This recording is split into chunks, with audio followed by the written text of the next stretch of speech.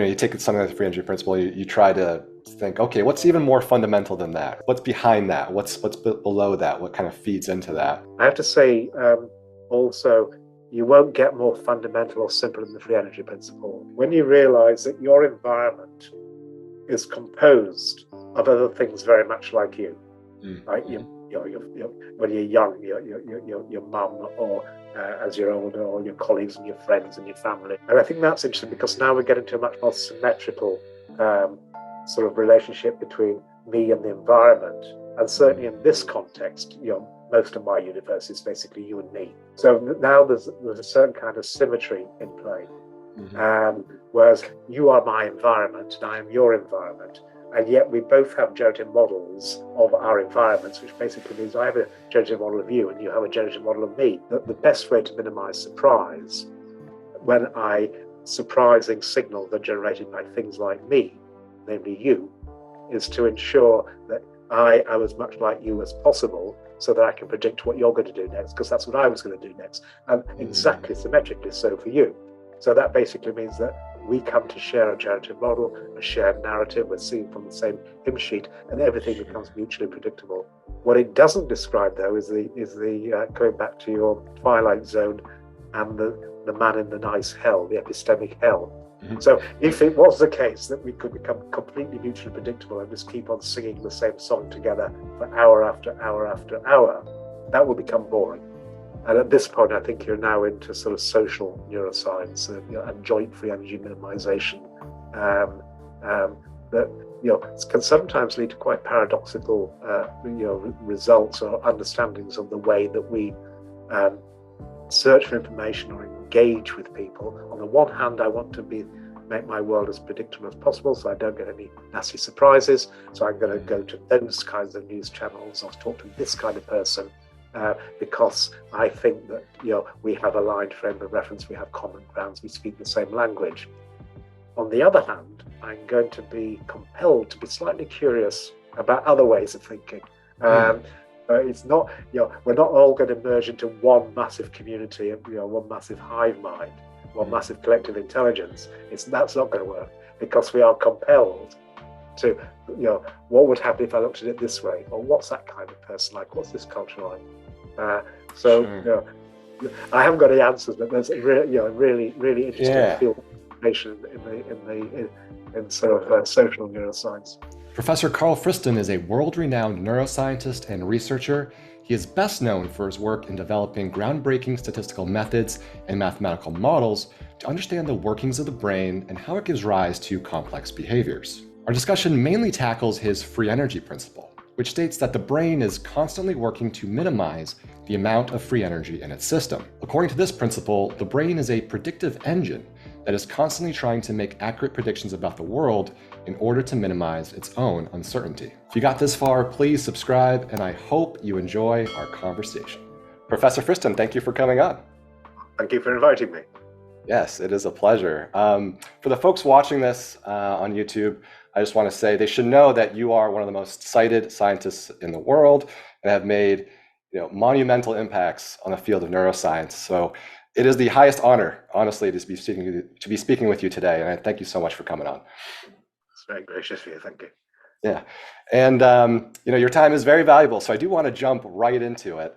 And as we discussed over email, the primary focus of the conversation will be on your free energy principle. So I think it'd be awesome as its discoverer, let's maybe set the table, so to speak.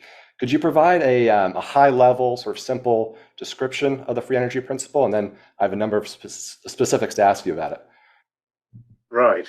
So when confronted with that challenge, I normally say there are two ways you can have a description. So there's a sort of intuitive, low-road approach, which I'll describe first. And then there's the appreciation of the principle through the lens of a physicist who's trying to understand self-organization. But from the point of view of a psychologist or a neuroscientist, we're talking about a very long-standing way of formulating our capacity to make sense of our world in terms of being able to predict. So these ideas go all the way back to Plato and probably Kantian in nature, but probably best articulated by Helmholtz in the 19th century, that in the sense that perception is a constructive act. It is, in the words of people like Richard Gregory, it is the brain actively constructing explanations, hypotheses, fantasies for what might have caused my sensations. So this is a very much, as Andy Clark would say, an inside-out process, that you're creating a fantasy, an explanation for what I would have seen if this was the right explanation. And then you're using the actual sensations to correct, update, revise your internal hypothesis, your internal fantasies. So on that view, you could regard the brain as literally a fantastic organ. It's a purveyor of fantasies that are trying to make sense of the lived world, or at least the sensed world. And if you cast that in terms of inference mathematically, abductive reasoning, and write down the rules that would have to obtain if we were in the game of inferring the causes of our sensations, then you get to a formalism that can be described in terms of optimizing a quantity called variational free energy. And this quantity is quite ubiquitous in statistics and machine learning, also known as an evidence lower bound.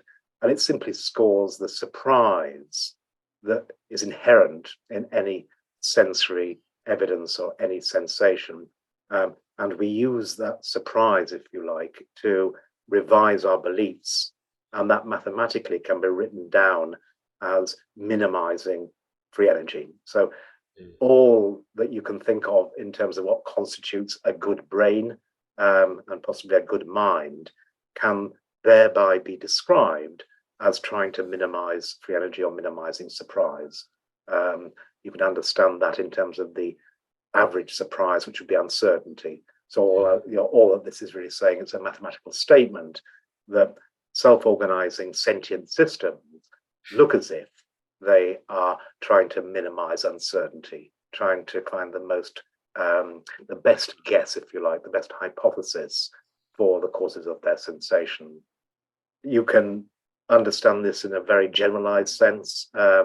You don't have to think of it in terms of sentience. You could understand this as just a kind of homeostasis. Both your body and my body is in the same game of trying to minimize surprising deviations from states of being, and we do so certainly at the level of physiology by trying to keep ourselves within prior ranges of states, say temperature or blood sugar and the like, that would be very surprising if we found ourselves outside those regimes, either very, very cold or in some kind of physical extremis. So that would be, if you like, a sort of biological perspective on the free energy. The physicist would come along and say, okay, there are certain and possibly quite remarkable systems in my universe that seem to restrict themselves to certain characteristic states of being. They have a peculiar capacity to resist the second law of thermodynamics, which I should say just applies to some closed systems, but I think it's a useful concept here in relation to this notion of homeostasis. So what characteristics must these systems possess in order to keep themselves within characteristic states? Technically, mathematically, you call this a pullback attractor.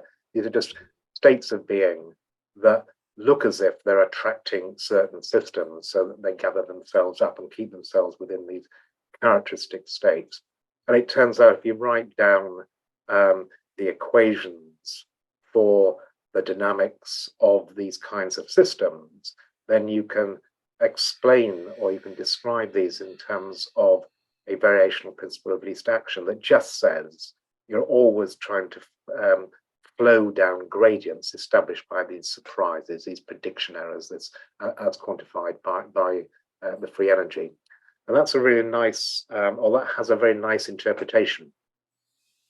Because mathematically, this surprise is the negative of what statisticians would call log evidence.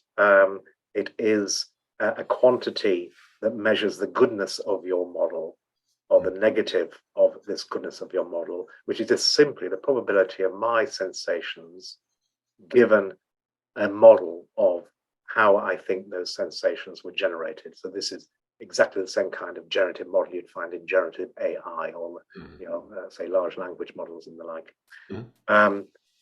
So that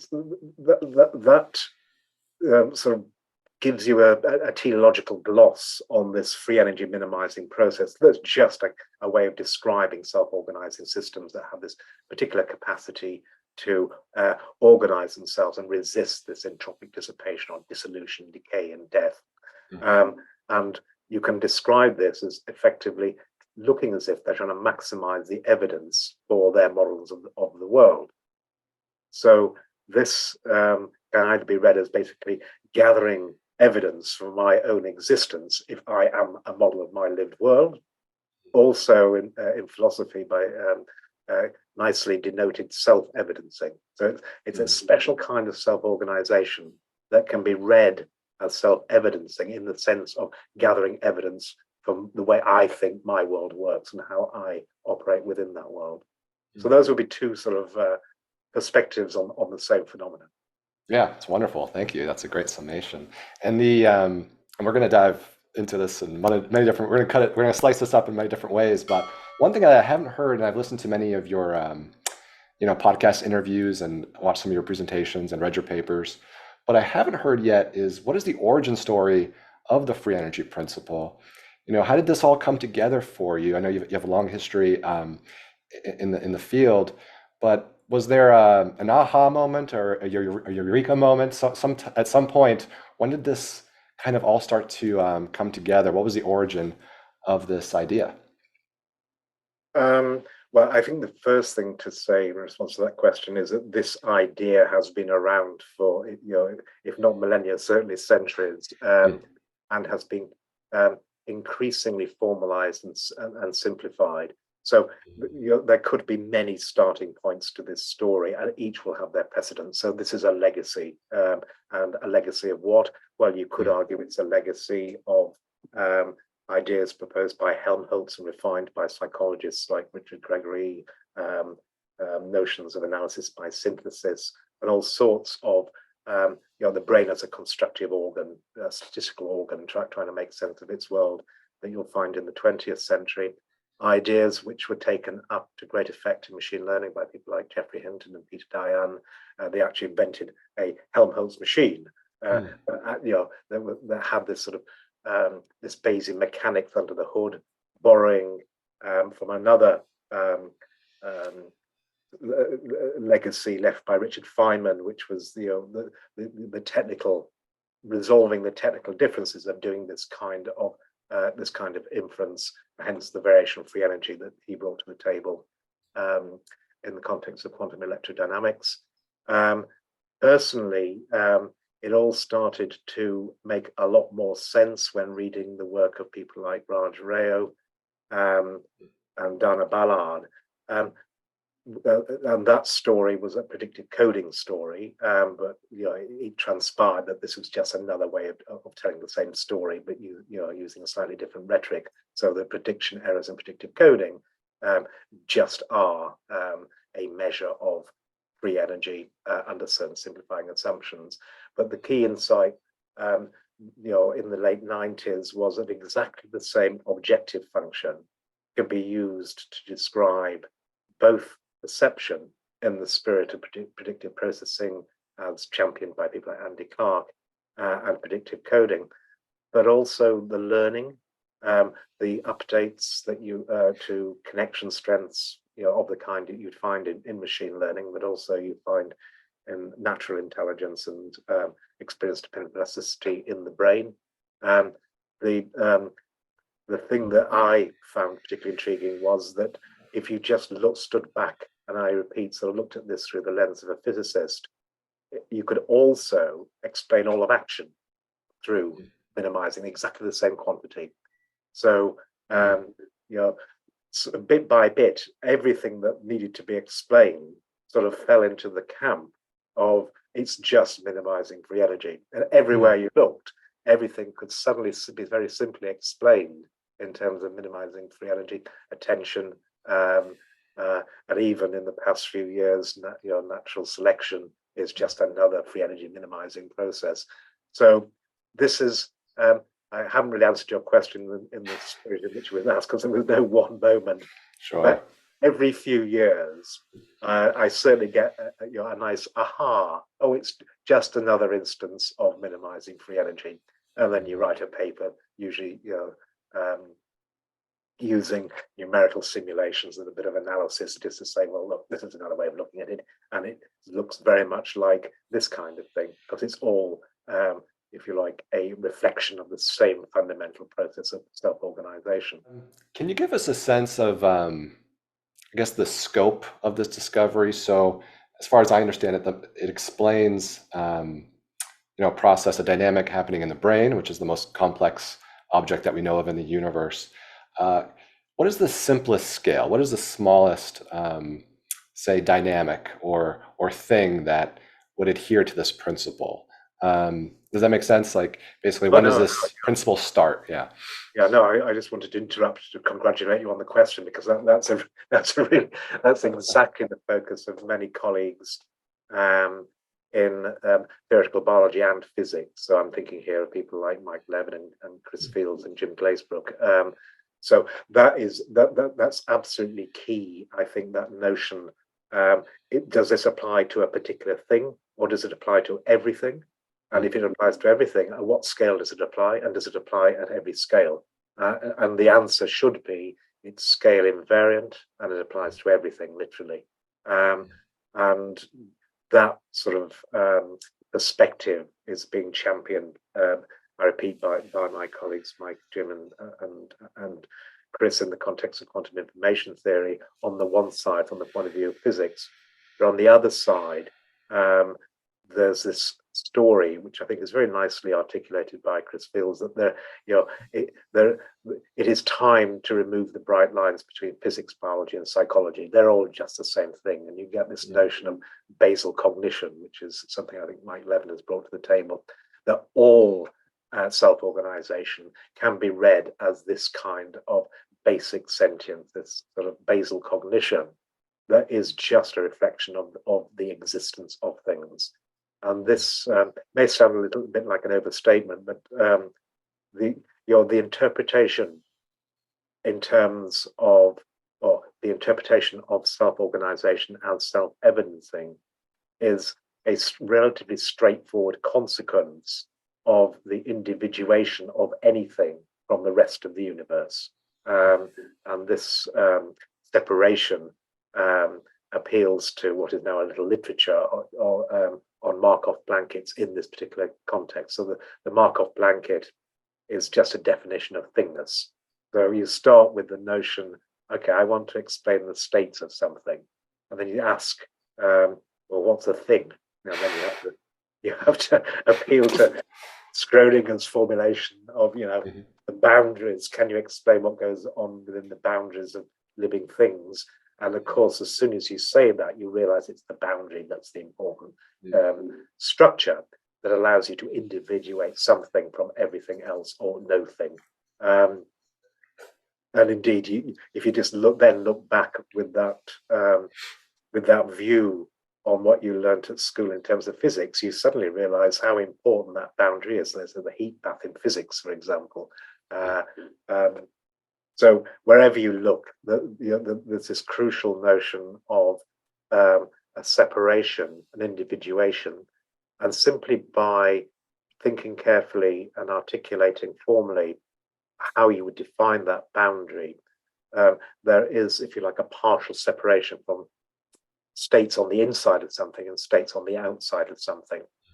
But there's a two-way traffic across this blanket, or this boundary, this Markov boundary, and this two-way traffic enables you now to describe the internal dynamics, the dynamics on the inside, as holding beliefs about probabilistic subpersonal beliefs about the outside, and it is that enables you then to assign this free energy functional to belief structures in the brain. And you can do this for anything. You can do this for a droplet of oil. You can do it for a virus. You can do it for a person. You can do it. In fact, I've just signed off on a wonderful paper by my colleagues Sergey and Lance DaCosta, where they've actually applied it to the biosphere. So the same maths unfolds. Once you've identified the separation of something from everything else, you just apply this mechanics, this Bayesian mechanics, and then you can interpret the self-organization in terms of sense-making and self-evidencing, and an implicit or a description of that sense-making in terms of belief updating by minimizing this surprise or maximizing this Bayesian model evidence. So it can be applied to single cells, or it can be applied to the biosphere. So it should apply to everything, and certainly that's what Chris Fields would say at one level of analysis when it comes to quantum information theoretic applications of the free energy. Sure. Yeah, it's fascinating. I'm familiar with Chris Fields' work. I've read some of his research, and actually spoke with Michael Levin a few weeks ago. I interviewed him. Yeah, we actually covered, in great detail, one of his papers. I think it was 2019 paper called the computational boundary of the self. I don't know if you happen to see that, but he has this visual of cognitive light cones, sort of the boundary, the assumed boundary of like nested cells. Let's say, going all the way down to the cell. Say the cell, then you have ants, then ant colony, and it's sort of he brings up just fascinating ideas around collective intelligence. All intelligence is being collective and stuff like that. So yeah, a little bit, those things I'm quite a little bit familiar with. So it's great that you call them out. Can you define, one thing would be great to get some definitions down. Can you define free energy? So I believe in a thermodynamic sense, it's the amount of available energy for a system to do work. I think is perhaps one of the simpler definitions for it. Is that applied in the same way in your free energy principle? Yeah, again, an excellent question. Yes and no. So the functional form of the variational free energy, and that's why I tend to say the variational free energy, so that people do not misinterpret it as a thermodynamic free energy. The functional forms are identical. And they inherit from the same kind of physics and probability density dynamics. However, thermodynamic free energy is, I think, a very particular application of this kind of mechanics to certain systems. So it is, I think, from the point of view of somebody who's not a physicist, I think it's important to say that the variational free energy is an information theoretic measure. It has no commitments to joules or Boltzmann's constants or anything of that nature. It's very much like a statistical measure, like a variance or an average or an entropy. So the free energy as a free energy is just defined effectively in terms of a relative entropy, or sometimes known as a KL divergence, and a constraint or an internal energy. So the variational free energy is talking about probability distributions. It's talking about information, and crucially, it's talking about information about things. And then we come back to the central foundation rules of the Markov blanket in separating the inside from the outside. So the whole point of the free energy principle is that you can interpret the inside states as holding information or probabilistic beliefs about outside states. So this is, if you like, something quite fundamentally different from sort of Shannon information on the surprise of finding the brain in this state. So the brain will have two kinds of free energy. It'll have a variational free energy, which is a comment about its goodness of fit or its beliefs about what's going on outside, which a statistician would understand. But it will also have a thermodynamic free energy in terms of the actual metabolism and electrochemical signaling and the metabolic states of the world, that requires a further commitment to, I repeat, sort of interpreting certain quantities say the amplitude of random fluctuations in terms of thermal constructs and applying things like Boltzmann's constant to it. So there is a difference. There are between the two. Having said that, I think that difference is specious on two counts. First of all, taking again a Feynman-esque point of view, information is energy and energy is information. And at the level of the analysis that we're talking about, a thermodynamic interpretation is just another interpretation. You don't need it to understand self-organization. If you wanted to talk to sort of physicists in the 19th or 20th century, it would be useful, but it's not necessary. The other point is, if you did talk to that kind of thermodynamic person, then you would find that there is that these free energies share the same minimum. There is a necessary thermodynamic cost to any variational free energy minimization or belief updating via things like Tauer's principle. So there is a physics which really binds these two things together. The final point of contact, or perhaps the final, some of your more technical viewers, the free energy principle that we're talking about can be regarded as dual to Jaynes's maximum entropy principle. So Jaynes's maximum entropy principle basically says that the universe or anything in the game of measuring anything else will conform to the principle of a maximum entropy under constraints.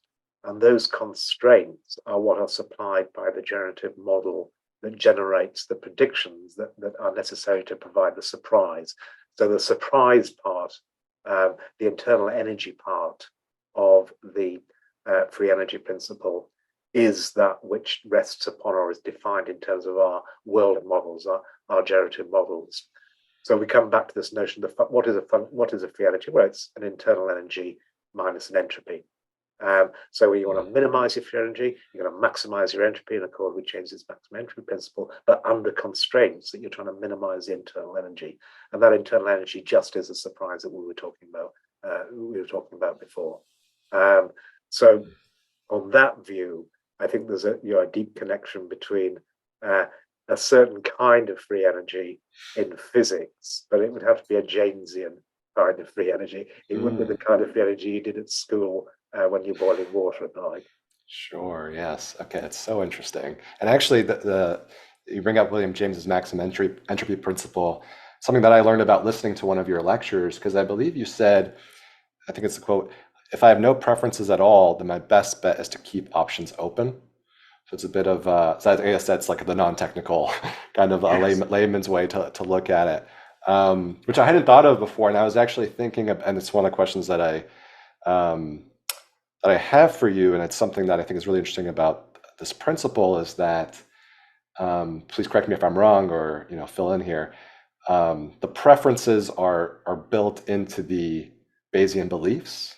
Is that correct? Yes, you've immediately gone into a much more glorious world of preferences and purpose and plans and intentions. Yeah, I know. Sorry, we can go there later if you want, because no. It's a great place to be, but just at the moment we've just been talking about self-organization, surprisation, and self-evidencing. But what you've done is really speak to the active part of this. So just to set the scene, when you look at certain kinds of systems, and specifically systems that have very precise internal dynamics, so the random fluctuations are suppressed, or at least at the scale of observation that you might want to apply, all the random fluctuations are averaged away. For these kinds of systems, basically systems like you and me, but not systems that are very, very small and very, very hot thermodynamically, that would have lots of random fluctuations. But if you can get a big enough system like you and me, then it is the case that the solution or the variational principles that have to be in play in order for this separation to persist, separation of self from non-self to be in play, and you apply it to the way that you act upon the world, then you can describe this in terms of minimizing the free energy that you would expect if you pursued this course of action. And it's at that point, I think, you get notions of preferences and how you could interpret this expected surprise. And very much as we said before, one way of reading expected surprise just is as in terms of entropy. But there's another way of avoiding surprises, which is just to avoid surprising outcomes, which means complying with the constraints that that were implicit in Jaynes's constrained maximum entropy principle.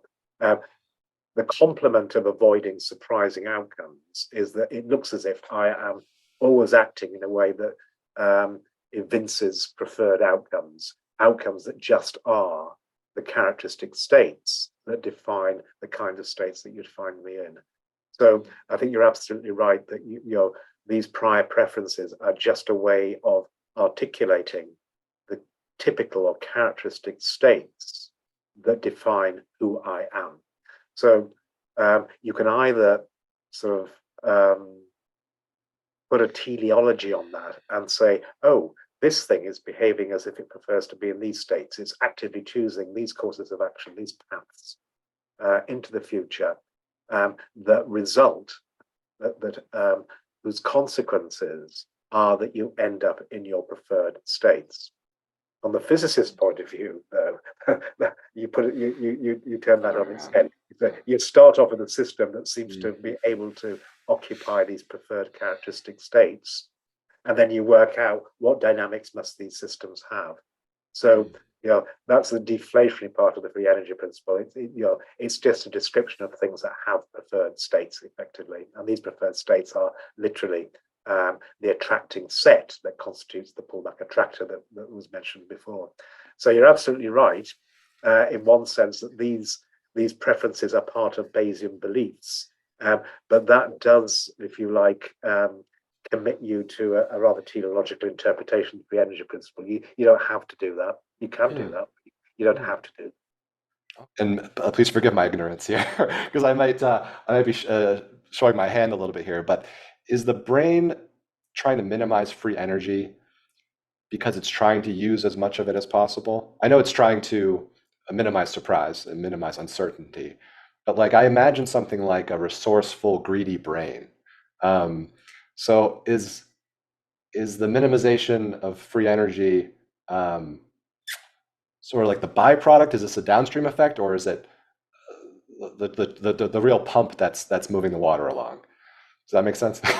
No, it makes sense, and Yeah. in a sense, it's exactly the question which I try to intimate. There are two completely contradictory answers to. So if you're talking to a physicist, no, there's no sort of pump here. There's no aspirations to deploy my free energy in the most efficient way. It's just that's what systems do. Systems just settle down to a free energy minimum. Well, let's put this another way. Those systems that settle down to an attracting set and to their free energy minimum, that is their definitional attributes. That stipulatively, that is what things are. So it is no surprise that when you describe their dynamics, they'll look as if they're trying to minimize their free energy, because that's what defines them.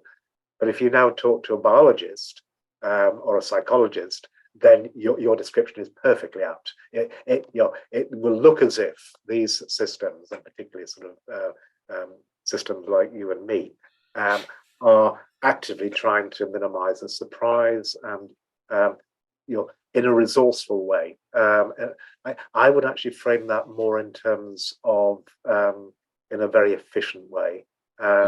So if you go to Wikipedia and you say, well, free energy is the amount of work available, the amount of energy available to do work. I mean, that's a thermodynamic interpretation. I don't think it's quite necessary to put that. That's anthropomorphize things in quite that way. but it certainly, I think, would be you would be perfectly licensed just to interpret various parts of or decompose variation-free energy and ask, well, what would it look like if we just focused on this particular part or that particular part? And I think one really interesting decomposition of variation-free energy is that which a statistician would usually appeal to, and that's basically accuracy minus complexity, where accuracy is effectively how accurate your predictions of the world are, how good is your explanation of these sensory data, or if you're a statistician, sort of empirical data that they're trying to make sense of. The other thing, the complexity, I think is even more interesting. So in the same way you were talking about before, keeping your options open and maximizing your entropy in accord with Jaynes's maximum entropy principle, the same sort of Occam's-like principle emerges in terms of this complexity term. So the complexity is just a way of lumping together part of the internal energy with the entropy to give you this relative entropy or this chaos divergence. So to put this very simply, what it measures is effectively the degree to which some sensory data or some sensations or some sensory evidence changes your mind. So if you're trying to describe this as a statistician, this is the degree to which you move from your state of prior beliefs to your state of posterior beliefs. So it's degrees of freedom you're using up in terms of providing an accurate account of your data. And it is this that is minimized. Remember, free energy equals accuracy minus complexity. So, well, actually, it's the other way around. Negative free energy is equal to accuracy minus complexity. So as you're minimizing the free energy, you're trying to maximize the accuracy, but at the same time, you're minimizing the complexity. So this is where I think you get what you were alluding to. You're trying to accurately navigate the world in the most efficient way possible, using up the least resources. So why do I say resources? Well, because of this link between the information and energy afforded by things like the Jasinski equality and Dow's principle, it costs energy to change your mind. It costs energy to create, to destroy information. So that complexity is also a cost. Technically, it's also an information game, but it's also a complexity cost. So it looks as if a brain of this kind would be in the game of updating itself, changing its biophysical state in a way to make predictions that are as accurate as possible, whilst at the same time complying with complexity constraints. So doing it in the most parsimonious way that it can. So hence Occam's principle. So that would also translate into the most energetically efficient way of making sense of the world. If you sort of unpack that principle in terms of computation in silico, then what that tells you is that the good computers are those computers that work on the edge very cheaply with small amounts of electricity. They're doing it in the simplest way possible, and with a cool head, literally. So these are really interpretations of, if you like, unpacking the terms that go into a variational free energy and making sense of them. And I think that's exactly what should be done. It's a wonderful game, and you could also repeat that game in terms of the expected free energy. So now you have expected accuracy and expected complexity. And when you look at the functional forms of these terms, you suddenly see things that people have been dealing with and optimizing for nearly a century. So, for example, the expected accuracy or the negative expected accuracy is just the ambiguity or the negative precision that would be used to explain an efficient sampling of the world of the kind that you might find in the say, the visual cortex of the organization of the visual brain, the expected complexity becomes risk of the kind you'd find in economics. It is basically the distance I move from my prior beliefs if I pursue this course of action. And of course, we just said that the prior beliefs about the consequences of action are our preferences. They describe our attracting set, our preferred states. So now the expected complexity, the risk, is just scoring the degree to which I expect to be displaced from my preferred states of being, probabilistically speaking. And you just measure that with the KR divergence on the relative entropy. So that's bread and butter for many economists. Another way of, if you like, unpacking or rearranging the terms is in terms of what is referred to as expected information gain and expected cost. So those two components are exactly those things that you find in the two aspects of being Bayes optimal. So there are two ways of being Bayes optimal. One way is to minimize your expected cost or maximize your expected utility or value or log preferences. And that's the kind of Bayes optimality you'd find in Bayesian decision theory. And you can look at that as grandfathering things like reinforcement learning and utility theory.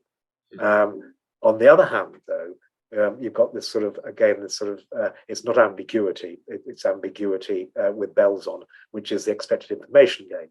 And that was exactly the objective function devised at the inception of the principles of optimum Bayesian design. So if you have the problem of designing an experiment that's going to yield some data, and you now ask yourself the question, what's the best kind of experiment I could possibly design that will give me the kind of information that's going to resolve the most uncertainty about my hypotheses? What's going to maximize the expected information gain? And it is exactly that quantity, that part, that epistemic value, this measure of the resolution of uncertainty that defines Bayes optimality in the context of experimental design.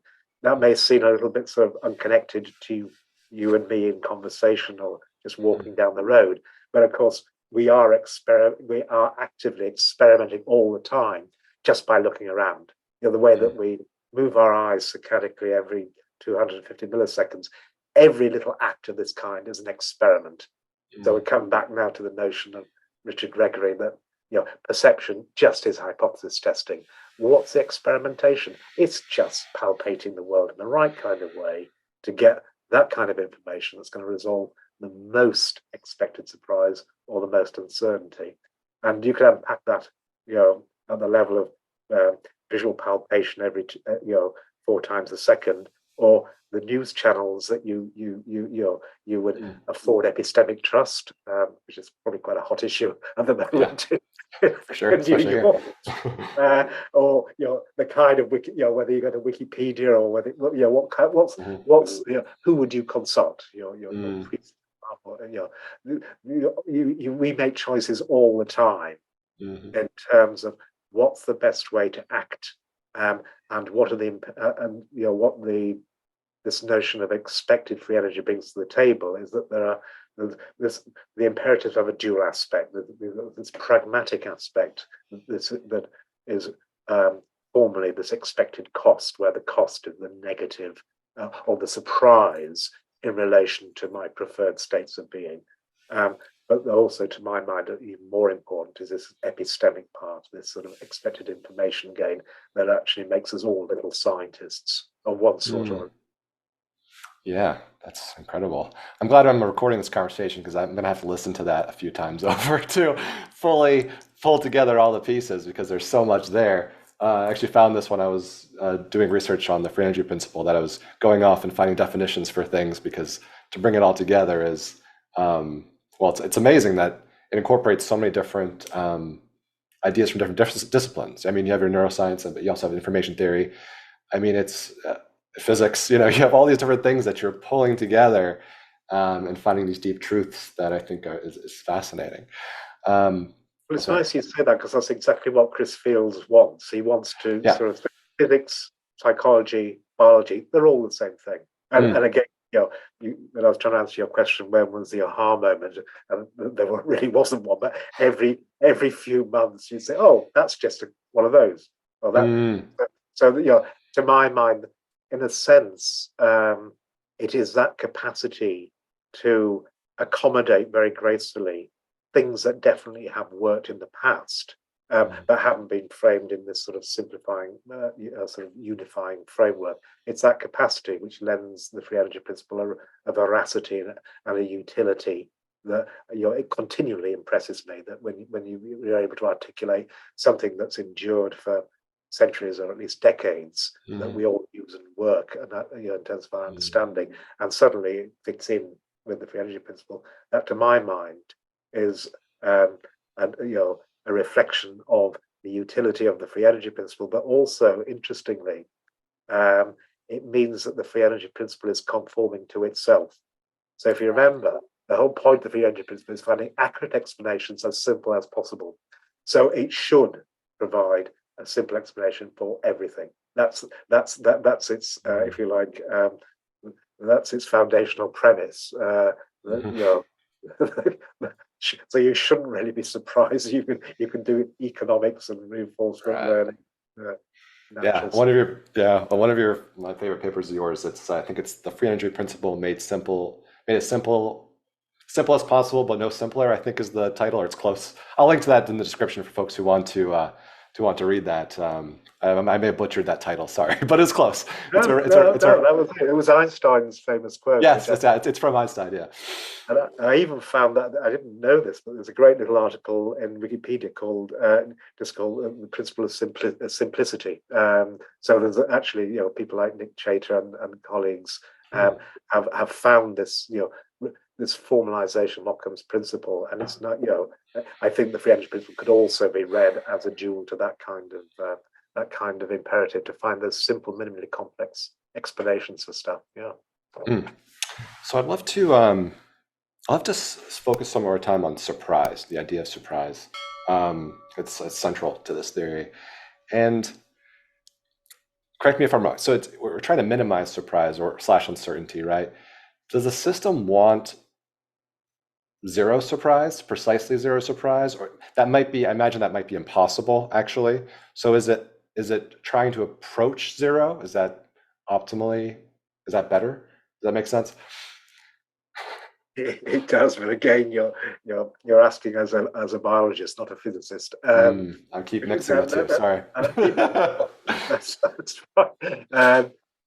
But there is a lovely paradox here. Notice we've been saying in the past exchange that we are compelled, if we exist as certain kinds of things that have these very precise internal dynamics, to maximize information gain. So we are compelled to seek out novelty. We are compelled to seek out surprising, informative outcomes. Which needs to be contrasted with what you've just brought to the table, which is that the underlying imperative really is that of homeostasis, to minimize surprise. So you've got this interesting dialectic here, which just falls out of the maths, that in the service of trying to minimize my surprise, to maintain my homeostatic, to keep myself within these attracting sets that have a low entropy. Remember that the entropy is just the average surprise. So if I spend my life minimizing surprise, I am by definition, when averaged over time, minimizing my entropy.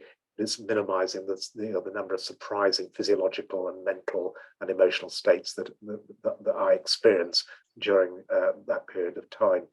But to do that, I have to actually go and maximize my expected information gain. So I'm going to look as if I'm actually very curious.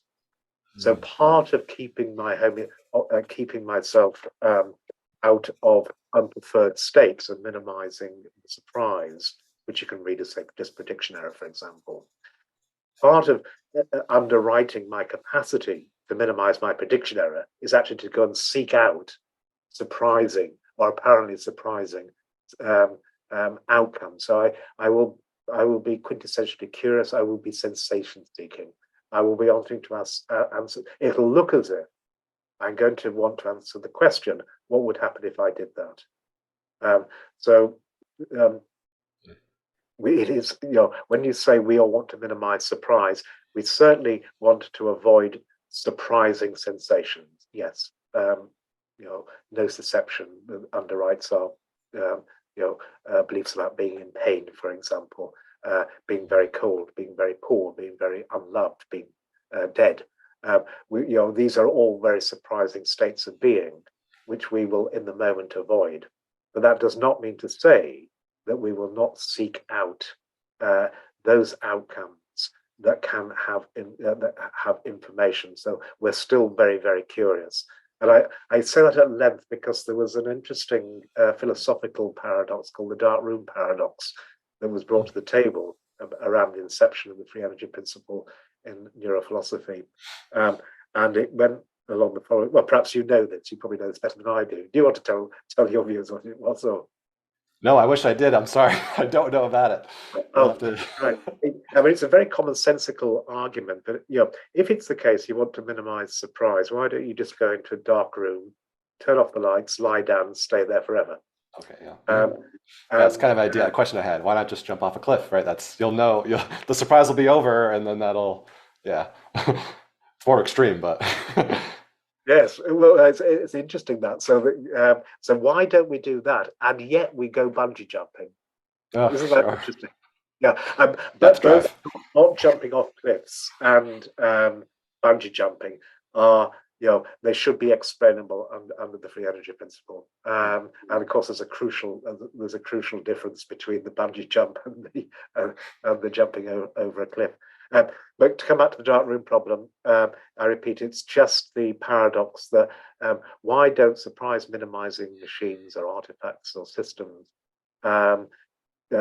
basically sequester themselves from their environment and close their eyes or turn the lights off and remove themselves from any particularly surprising sensations. And the answer to that, well, there are a number of different answers depending upon how seriously you take the question. One less serious answer is, well, that's exactly what I do every day when I go to bed. So it's not quite that surprising. Interesting, yeah. That's a good counter, yeah. But ignoring the fact that we do need some downtime, and there are good reasons for that, which come back to this separation of free energy into accuracy and complexity. But more importantly, the first thing I do when I go into a dark room, imagine you're at a conference and you go back to your hotel room and the lights don't work in your hotel room because you can't find the switch. So what that tells you, first of all, the first thing you and I would do as free energy minimizing creatures in the future, minimizing my expected free energy, maximizing my expected information gain, is to turn on the light. It's the first thing that any free energy minimizing system would do. And the second thing that little analogy tells you is that you are going to, if you can't find the light, you're just going to feel your way around. So again, this is exploration, this is curiosity, this is succumbing to the imperative to resolve uncertainty, remembering that uncertainty is average surprise. So in resolving uncertainty, you are minimizing your expected surprise. But this is about outcomes in the future that are not yet witnessed. So again, I think there's when you talk about things I do, then you are now talking about the imperatives that underlie action upon the world and the consequences that live in the future. And in those instances, it's all about minimizing uncertainty. When you're talking about things, my states of being, surprise is just a measure of my state of being. It's just the likelihood of these sensations given my model, my predictions of the sensations at this point in time. So they're fundamentally different ways of using the notion of surprise. I hope that makes sense. It's probably a little bit over-answered. I've overshared, haven't I? No, it's great. That was useful. I mean, it is something that, and I think that's why I wanted to remain at this on this topic on this level, because it is, I think, the area where I do still have the hardest time intuiting the difference between information gain and minimizing surprise. Like those two things, they seem counter, or they seem like, they can't, you can't have both, right? But I think it's partly perhaps a problem of language, and in terms of like assigning a positive or negative valence to the term surprise. So something like, I'll give an example. So I was thinking about this the other day. If you won the lottery, if you had a winning lottery ticket, right, you won $100 million. That's extremely surprising and also very good, right? But it seemed to be counter to minimizing surprise, right? Um, but I think it's a difference of scale, perhaps. Like it's like it's a difference between perhaps the overall model and a particular event within that model. It is. Perhaps using that example, could you possibly help me into it, sort of the difference and where these tensions kind of resolve? Um, but I think you've identified it. Well, actually, it's a wonderful thing. Let's talk about winning the lottery, Sure, which is yeah. very surprising. Yes, And yet, I'd love to someday. um, but also I think just to reiterate what you implicitly just said, that the word surprise is applied to many different constructs, sometimes more anthropomorphic and sometimes less. So when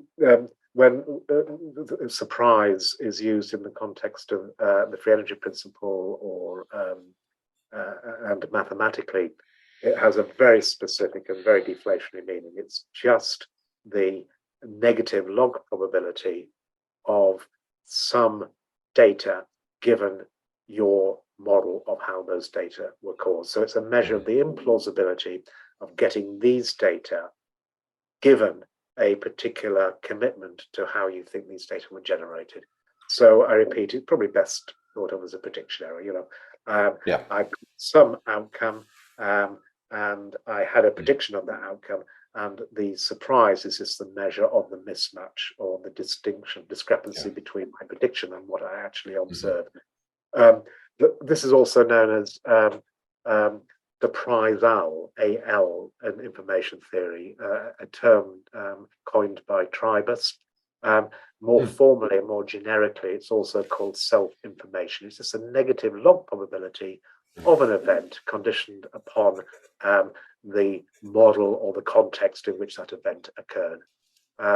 So I think that's, if I was talking to students of physics or information theory, I wouldn't use the word surprise. I'd use self-information, because immediately they know Right. that the expected self-information is entropy of a Shannon sort. So when I talk about minimizing self-information, I'm using that as a shorthand for saying I'm trying to describe systems that resist a tendency to that's dispersion of their states. So notice that this is again, because it can be very, very confusing. Again, this is, if you like, almost the opposite of Jaynes's maximum entropy principle, and there's a reason for that. Because what we're talking about here is the entropy, the average self-information, or the average surprise of actual outcomes, of real deterministic variables that that constitute technically the sensory states of my Markov blanket, the way that the world impresses itself upon me. So this has nothing to do with beliefs or probability distributions.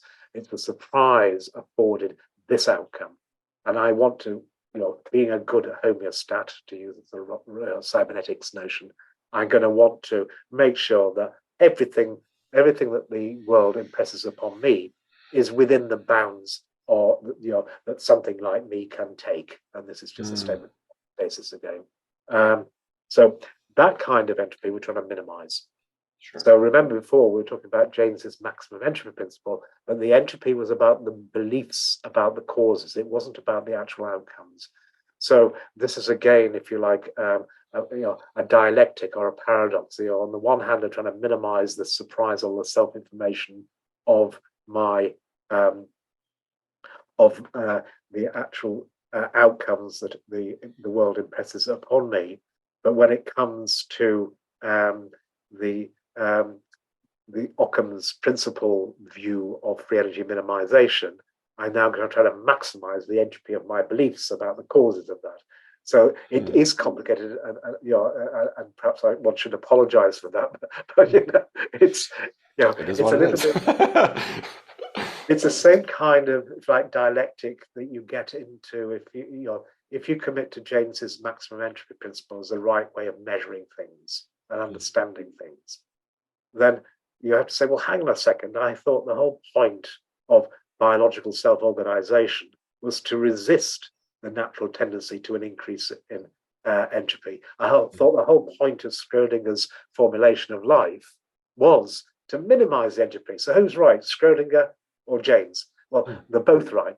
It's just that the entropy of the things they're talking about are completely different. Oh, sure.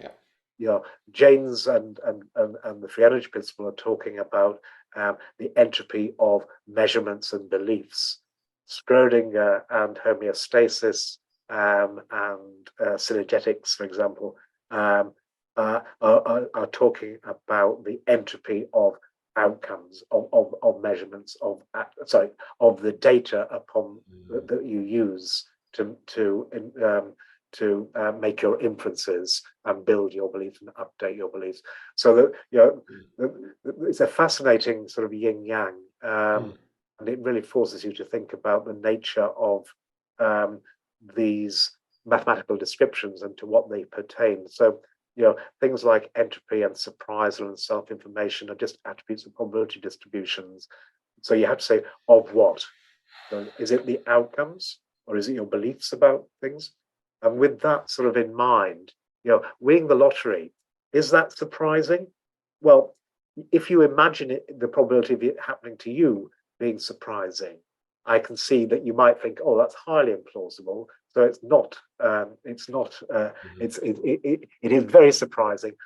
On the other hand, if you believe that you are the kind of lucky chap that good things happen to, and which you have to believe in order to actually self-evidence your way and predict your way into being a happy chap that good things happen to you, winning a lottery is not that surprising. That's the kind of thing that happens to people like me. I'm a successful New Yorker. And I wouldn't be that surprised because that's consistent. It's egosyntonic. It's winning the lottery is not going to put me in a truly surprising state that if I had a car accident or I had a stroke or my partner left me. These are truly surprising things. Winning the lottery is not surprising because it doesn't take me out of my comfort zone, my attracting set or my pullback attractor. Furthermore, I'm not sure that this example works so well in practice, but certainly you can now, if you win the lottery, if you did actually win the lottery, that actually reduces a lot of surprise in terms of what you're going to do next. So that puts you in a certain position with a certain latitude of ways forward and ways of behaving, which actually resolves uncertainty about whether you're going to be able to pay these bills, whether you're going to be able to support an elderly relative, whether you're going to be able to pay for your children to go to college. All of these uncertainties are exactly what you're trying to actively resolve. But if you're very rich, a lot of those uncertainties resolve themselves. So that kind of, if you like, expected surprise, which is all about the surprise that attends the things I'm going to do, is actually resolved by winning the lottery. So winning the lottery is both good, at that simple level of analysis. I'm sure if you actually speak to people who actually won the lottery, you probably get a very different impression. But at least at this level of analysis, it's both good and surprise minimizing. Even though it's very important. Yeah. Right. It depends on the frame, almost the frame of reference, like what state are you looking at it at? Are you familiar? This came to mind the other day as I was thinking about this principle. Do you ever watch The Twilight Zone? Yes. From back in the day. There's an episode called A Nice Place to Visit. And spoiler alert for anyone watching, but it's an old show, so if you haven't seen it by now. But basically in the episode, a thief, a robber dies and goes to heaven. and they're a gambler. They like to gamble. So in a casino, basically the way it works is they win every game at the casino. They're playing craps or playing blackjack, and every time they win, right? And the robber is happy. He's like, "Oh my God, this is amazing! Everything I play it's so great." And then, please stop me if you've seen this episode already. But for folks watching, he's happy at first, but then it goes a month later, and he's sitting at the table and he's bored out of his mind. Right? He's winning every time, and he's just like, "Oh, I won again!" Like, "Oh, why even play?" Right? And it made me think about this. I mean, maybe this is completely off, but in the fact that there's no more surprise in the games that he's playing, right? So he's lost all of the will basically to go on. And of course, at the end, you find out he's not in heaven, he's in hell, right? He's gotten everything that he wanted, but it wasn't the right thing that he wanted, sort of, it's the lesson of the story, I guess. But maybe we think about this a little bit, because basically the surprise is zero, and actually all the valence, it's only a negative outcome really for him. He hasn't realized that the folly of his actions. There's no more hypothesis testing happening here. Every time it's the same thing, and what a dull life to live. It made me think about this a little bit, and please tell me if that's anywhere close to what this idea. I know it's art, I know it's different, it's television, but no, I think that's spot on. I hadn't seen that episode. That's a marvelous story. I know you're absolutely right. So this is, not only do you see this in psychology, but when you start to simulate little animals minimizing their free energy, you see exactly this kind of behavior. And as you say, it's just the fact that the expected surprise entails the motivation to do those things that resolve uncertainty. And if you're denied the opportunity because there is no more uncertainty to resolve, there's no more curiosity out there, there's no more epistemic affordance, there's no more expected information gain that you expect because you know everything, and it just keeps happening the same again and again and again and again. That would be awful. When you actually simulate it, you actually can simulate little artifacts who just get so bored they do nothing. And certainly if they have, once they attain their preferred state, so they maximize their expected utility or minimize their expected cost, because there's nothing to shape their behavior, because there's no now reducible uncertainty out there, there's no more epistemic affordance, there's nothing to do. They just sit there and do absolutely nothing, and that must be an awful situation to be in. And I say that because 99% of your life is not chasing, if you were a mouse, cheese. It's not putting yourself in a position where you're going to win the lottery.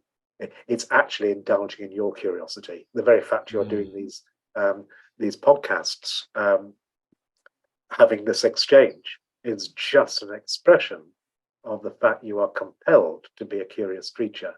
So this is part of our makeup. And if we didn't do this, then, at least from a mathematical perspective, it's highly unlikely that we would exist over an appreciable period of time. So yes, so that I hadn't seen that episode, but I love the twist that you end up in this epistemic hell.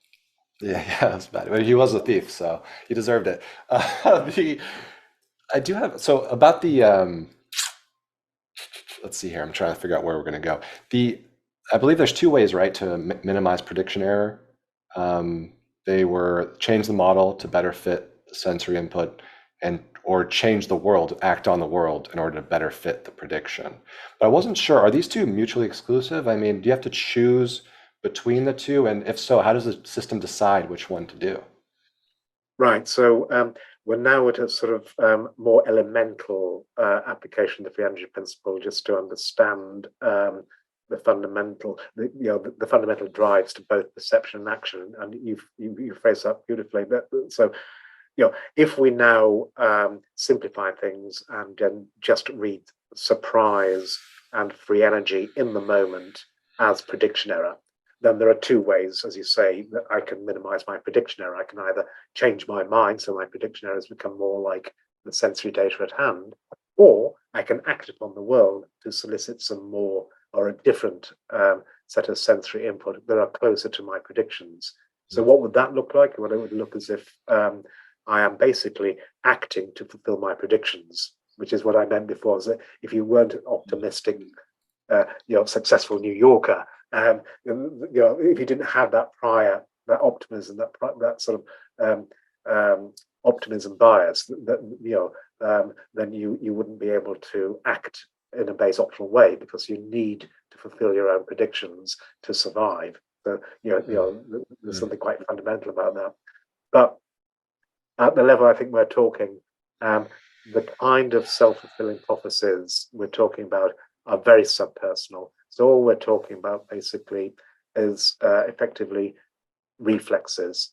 So when we move, or when we talk or move our eyes, what's happening is that we're sending predictions down to the pontine nuclei, to the spinal cord, about the kind of signals we're getting from the state of our body.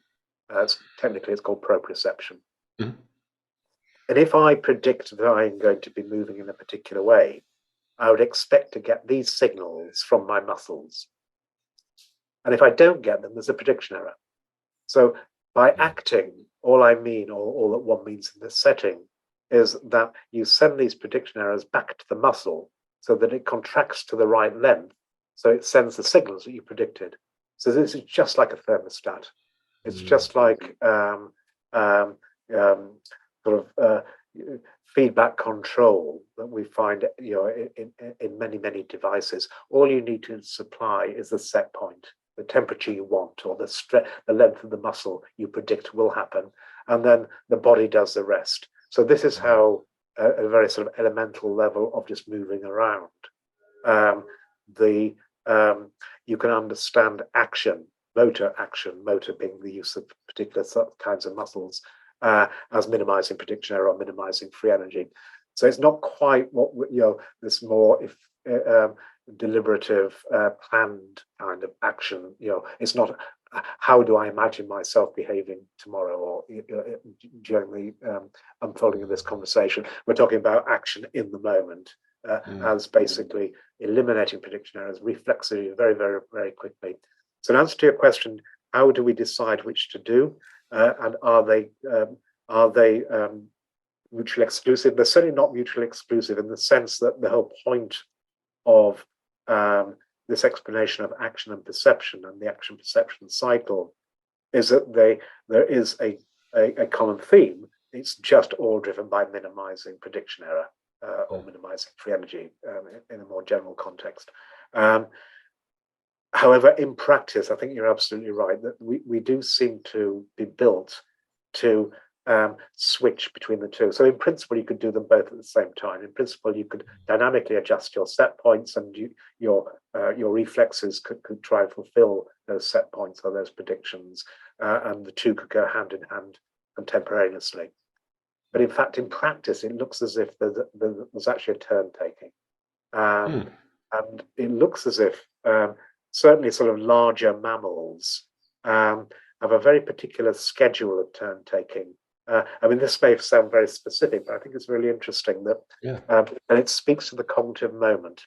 So it looks as if we just take, say, vision, then our vision, certainly active vision, where sometimes it's described as active sensing, where we actually have to go and palpate and select little parts of the visual scene, bearing in mind we can only actually see a very, very small part of the visual scene with high resolution in our foveal representations. So basically, although we think we can see everything, we're not. We're just seeing little patches, and we're knitting it together in our heads. It's fantasy that I can see everything. That's not true. You could see something if you looked over there, and that gives you the illusion that you can see everything. In fact, you can't. So this is part of this sort of the brain is a fantastic organ, having the fantasy it can see all around me. You can't. You have to go and get the most epistemically rich, maximizing expected information gain parts of the visual field to knit together and to accumulate the right kind of information that builds your hypothesis about the scene that I'm currently constructing in my head. But this process happens very, very quickly. So we move our eyes about 4 times a second. Saccades, yeah. Interestingly, well, it is amazing, but it's also, what I find even more amazing is that everything seems to be about 4 times a second. And by everything, I mean, if you were a mouse, you wouldn't really be using your eyes so much. You'd be using your whiskers as you go around your little burrows or in the field, and you whisk about 4 times a second. If you are talking, you produce little chunks of information called phonemes about 4 times per second. When you're listening at about 4 times per second. When you sniff, you sniff at about 4 times per second. So the way that we sample, the way that we sort of gather our information from the world seems to have this very saltatory aspect that, roughly at 4 hertz, technically a theta rhythm, we seem to go sampling the information.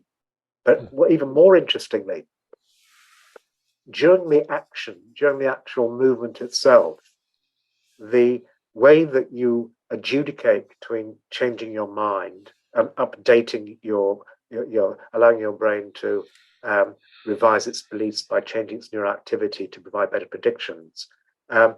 During movement, you actually attenuate the consequences of that movement to enable you to act. So this is a really interesting phenomenon called sensory attenuation. Put simply, if I had the prior belief that I was going to lift my arm, and I didn't ignore or attenuate the prediction errors that were coming from my arm, telling me my arm is not moving, then I wouldn't be able to lift my arm because those prediction errors would come and revise my beliefs. No, my arm's not moving. But if I can ignore the sensations that I am going to generate, then I can use my reflexes to fulfill my predictions that my arm is actually raising. So in order to move, I have to attenuate the prediction errors that are, if you like, undermining my predictions. And this is called sensory attenuation. And it's beautifully exemplified in eye movements. So, if you now, look at this finger and then saccade to this finger, whilst you were saccading and moving your eyes from one finger to the other finger, you were suppressing and attenuating all the prediction errors. And I know that because you didn't see the massive optic flow, the shift of the world induced by moving your eyes.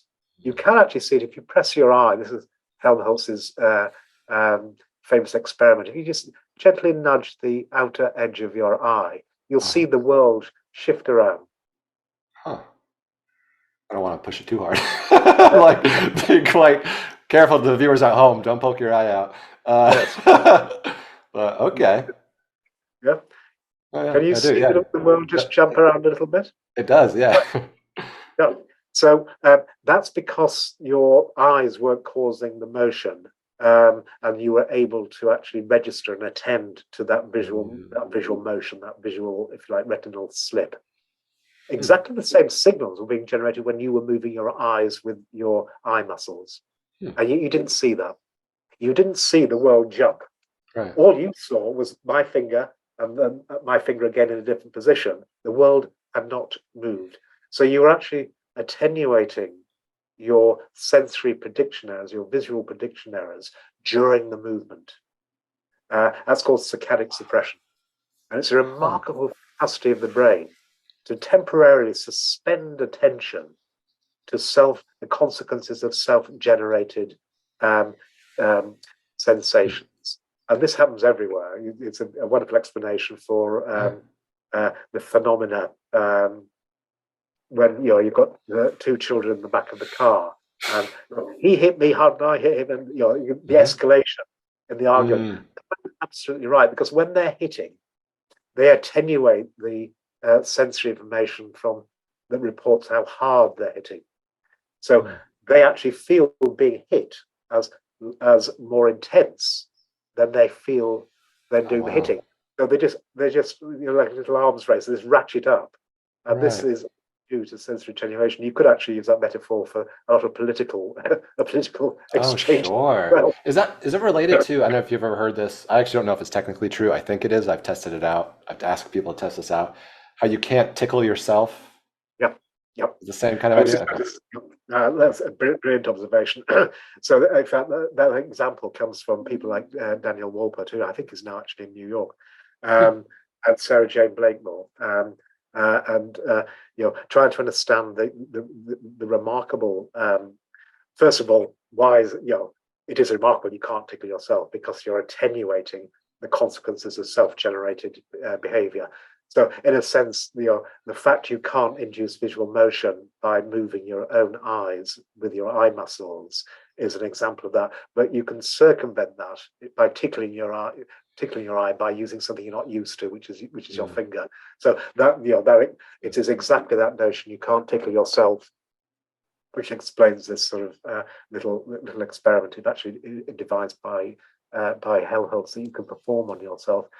The interesting thing is that what Sarah and colleagues and Chris Frith were pursuing, and Suki Shergill, was that people with schizophrenia have great difficulty in this kind of sensory attenuation, in another paradigm called the force matching paradigm, which means that people, there may be certain psychopathologies that interfere with your ability to suspend attention to the consequences of your own actions.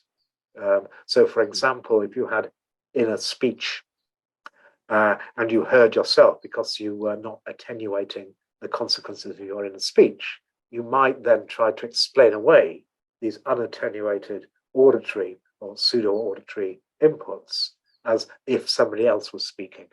And then you had it. So this is the notion that Chris Frith brought to the table as an explanation for auditory hallucinations. If you were able to sense your own movements and were not, if you moved and you were not able to attenuate the sensations of movement, it might feel as if somebody had caused your movement. So you get this phenomenon of made acts. So there are all sorts of very quite frightening experiences that would ensue if you failed to have this sort of turn taking between action and perception, especially at this very, very fast time scale. And some of these frightening consequences, one could argue, are seen quite frequently in many guises in psychiatry and indeed neurology. For example, Parkinson's disease, an abnormality of dopaminergic neurotransmission, where dopamine in this context is thought to affect the capacity to do this kind of sensory attenuation at a particular level in the motor system, and therefore subverting your capacity to realize your intentions to move. So what would that look like? Well, it would look like somebody who can't initiate an act. And that, of course, is one of the cardinal symptoms of Parkinson's disease. So, this adjudication between acting and perceiving, sort of, quickly going out there, moving actively, ignoring the consequences of that movement until you get there, and then fixating, not moving, getting the information, sorting it out, doing your processing, and then starting again. The cycle of action perception, where you have actually got the separation in play, is, at least from a biological perspective, seems to be a sort of ubiquitous way that we actively sense our world or actively make sense of our world, and can be, and is very, very reliant upon this this notion of selective attention and sensory attenuation to get that dance between action and perception exactly right. Sure. That reminds me, if I tell you just a personal anecdote from last summer. It was a random day. I was out on my fire escape eating some oatmeal.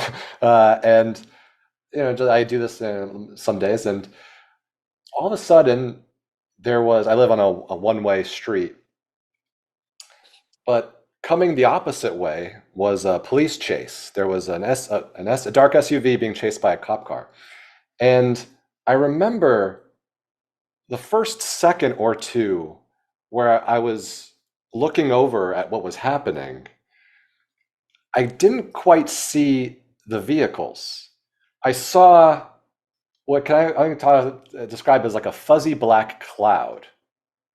It took a second or two for my brain to catch up to what was happening and to construct a car being chased by another car.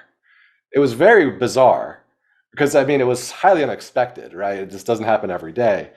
And well, I'm not sure if that's a common thing with people who see things that are extremely uncommon, but um, I did have that, and perhaps as I was just getting into sort of the perceptual science literature and reading about the stuff, so perhaps it's hard to disentangle that from expectations, let's say. But I mean, it really stuck with me as you know, one confirming, although it's well confirmed obviously in the science, but that this is what our brain is doing is constructing, correcting for errors because that's a, highly uncertain or really surprising thing to happen. And my brain in real time took a second or two to cohere and make that a solid, those solid objects. Yes. Well, that's a wonderful story. And Yeah. as you say, I mean, it really speaks to the brain as a constructive organ, Mm. as an organ that really is trying to actively make sense of what's going on, and sometimes in ambiguous situations that can take many seconds. So you would also, I think you may be able to rediscover that remarkable.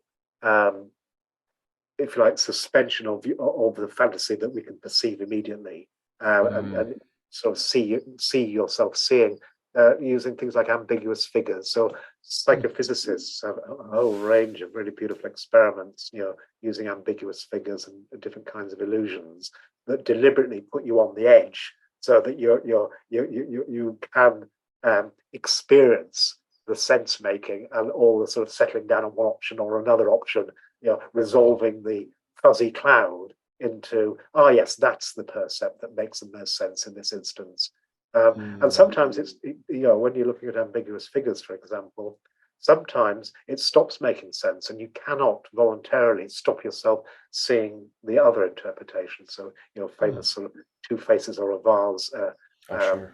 example. So, I think these kinds of experiments, that kind of experience really do speak very powerfully to the kind of experiments you can do at home to convince yourself you've got a very fantastic organ. But it takes time to construct the fantasies in situations which you're not used to. Mm. And either wait until you experience a police car chase, or you can go and look at some sort of illusory stimuli devised by a psychophysicist. I should just add, though, if my um, erstwhile colleague Allan Hobson was here, he'd just remind you that, if you want evidence that your brain constructs all your percepts, just think about dreaming. Mm. That is such clear evidence that Mm. our vision is actually something we build from the inside, Sure. and it's just gently constrained by, in the form of prediction errors, the actual sensations. Then just think about your visual experiences, during dreaming. So I want to ask you about that. The While you're dreaming, let's say having a standard dream. I don't know what a standard dream is, but let's say having a typical dream where you're in it and you're not non-lucid, let's say, and you're out and you're on the beach or something. Is there so while you're in the dream, you're experiencing it. You're not realizing it's a dream. You're not realizing that you're constructing the environment, the beach. So is there, in a sense, a Markov blanket between your first person experience in that dream and the dream world? Or does that make any sense? Like, am I getting fuzzy here? I mean, is it technically the same thing, or is it different? Um, I think technically it is the same Hmm. thing. It's just, you introduced a really challenging issue there, that do you know that you are dreaming or not? I mean, sometimes you do know you're dreaming, Yeah. certainly as you move into lucid phases or sort Hmm. of early waking up. So I'm just thinking, um, Mhm. a proper answer to your question would have to accommodate the fact that you perceive and you act in this world, and yet you're not aware that you are actually dreaming, and that must, as you say, induce a whole series of Markov blankets. First of all, you're sequestered from the sensorium, so the biological state of dreaming rests upon a particular kind of sensory attenuation, which is very enduring and lasts for many hours if you're sleeping properly. But it's mediated by the same neurochemical, the same modulatory neurotransmitters that we were talking about before in relation to Parkinson's disease, different kinds, but basically the same kind of functional role.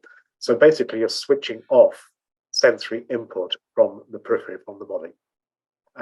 So you're now letting your brain freewheel in terms of generating predictions and resolving those in a hierarchical context where you're resolving the self-generated predictions by other parts of the brain trying to explain them away. So effectively, you're rehearsing your prior beliefs about the narratives that you usually or certainly constrained by the experiences you've had the previous day. And yet, as you say, you're not aware that you are dreaming.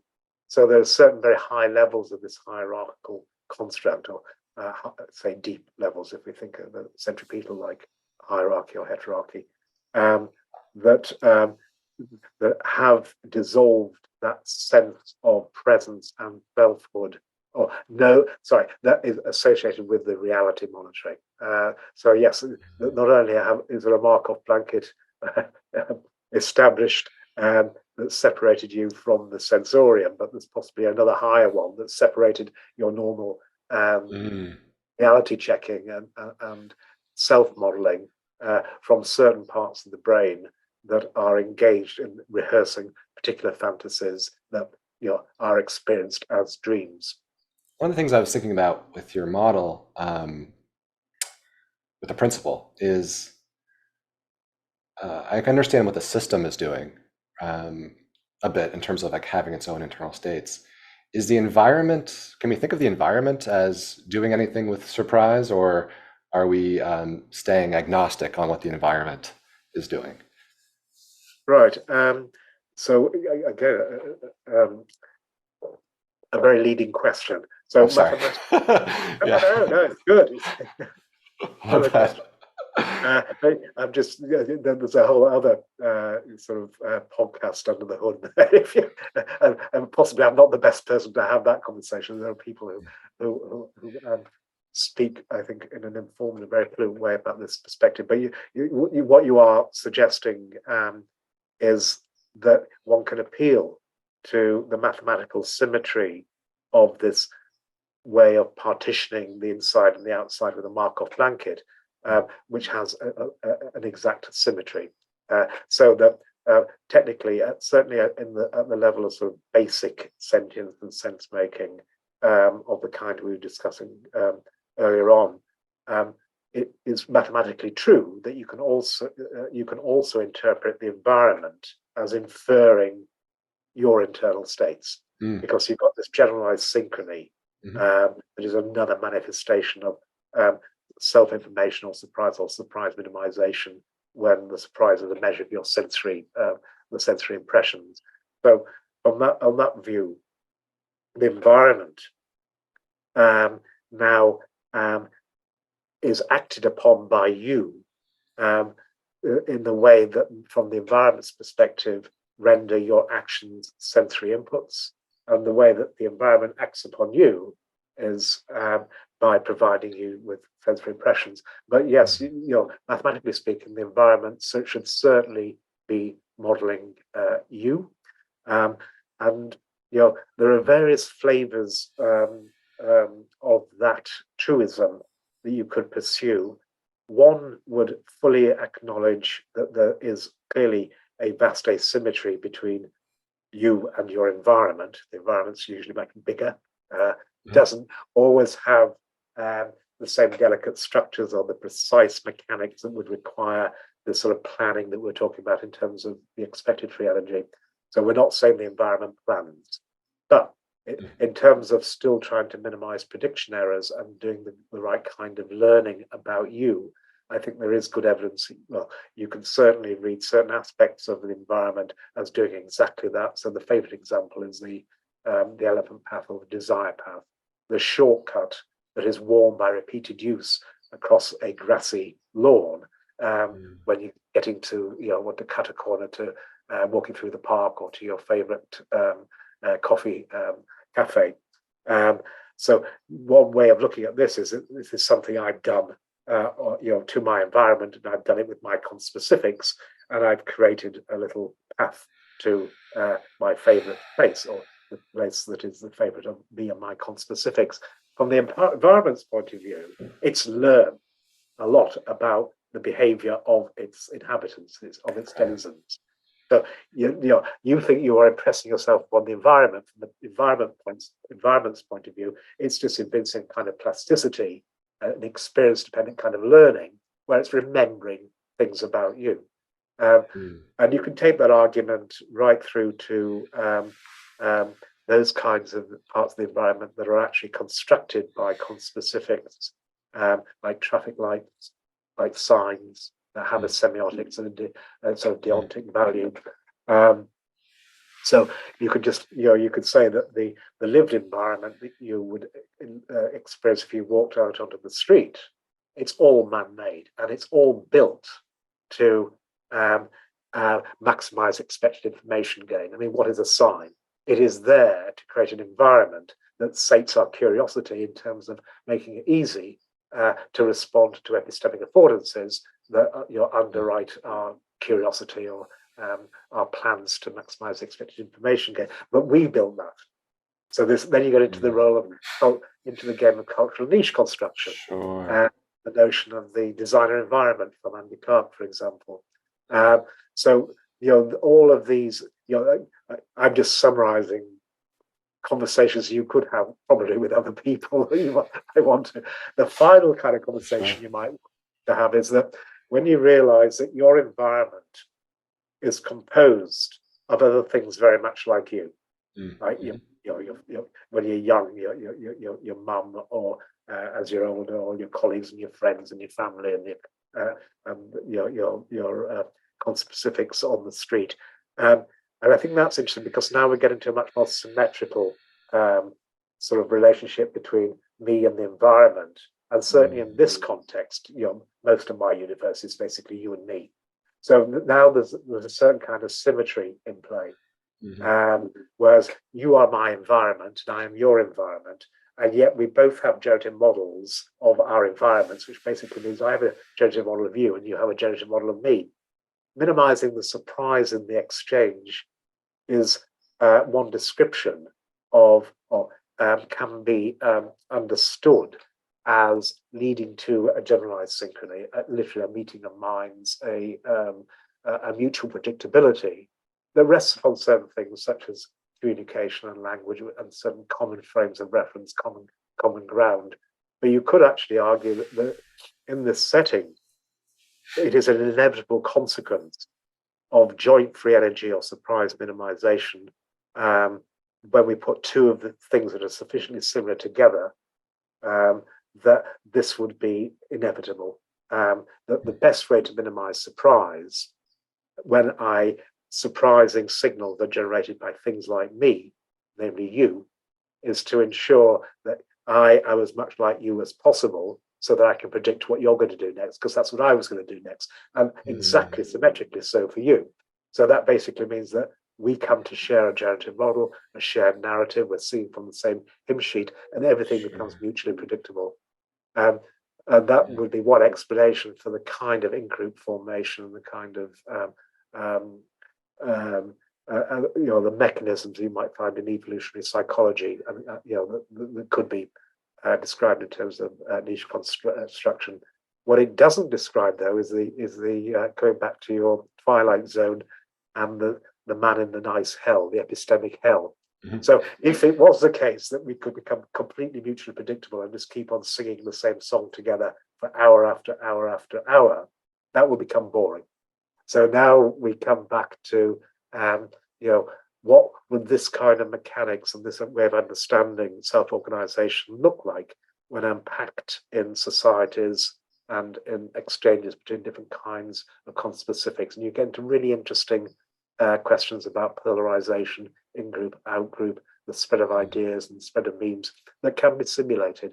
And at this point, I think you're now into sort of social neuroscience and joint free energy minimization that can sometimes lead to quite paradoxical results or understandings of the way that we search for information or engage with people. On the one hand, I want to make my world as predictable as possible so I don't get any nasty surprises. So I'm going to go to those kinds of news channels or talk to this kind of person because I think that we have aligned frame of reference, we have common grounds, we speak the same language.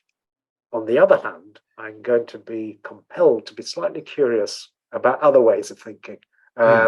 It's not, we're not all going to merge into one massive community, one massive hive mind, one massive collective intelligence. That's not going to work because we are compelled to, what would happen if I looked at it this way, or what's that kind of person like? What's this culture like?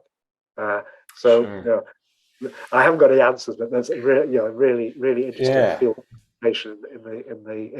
in sort of social neuroscience.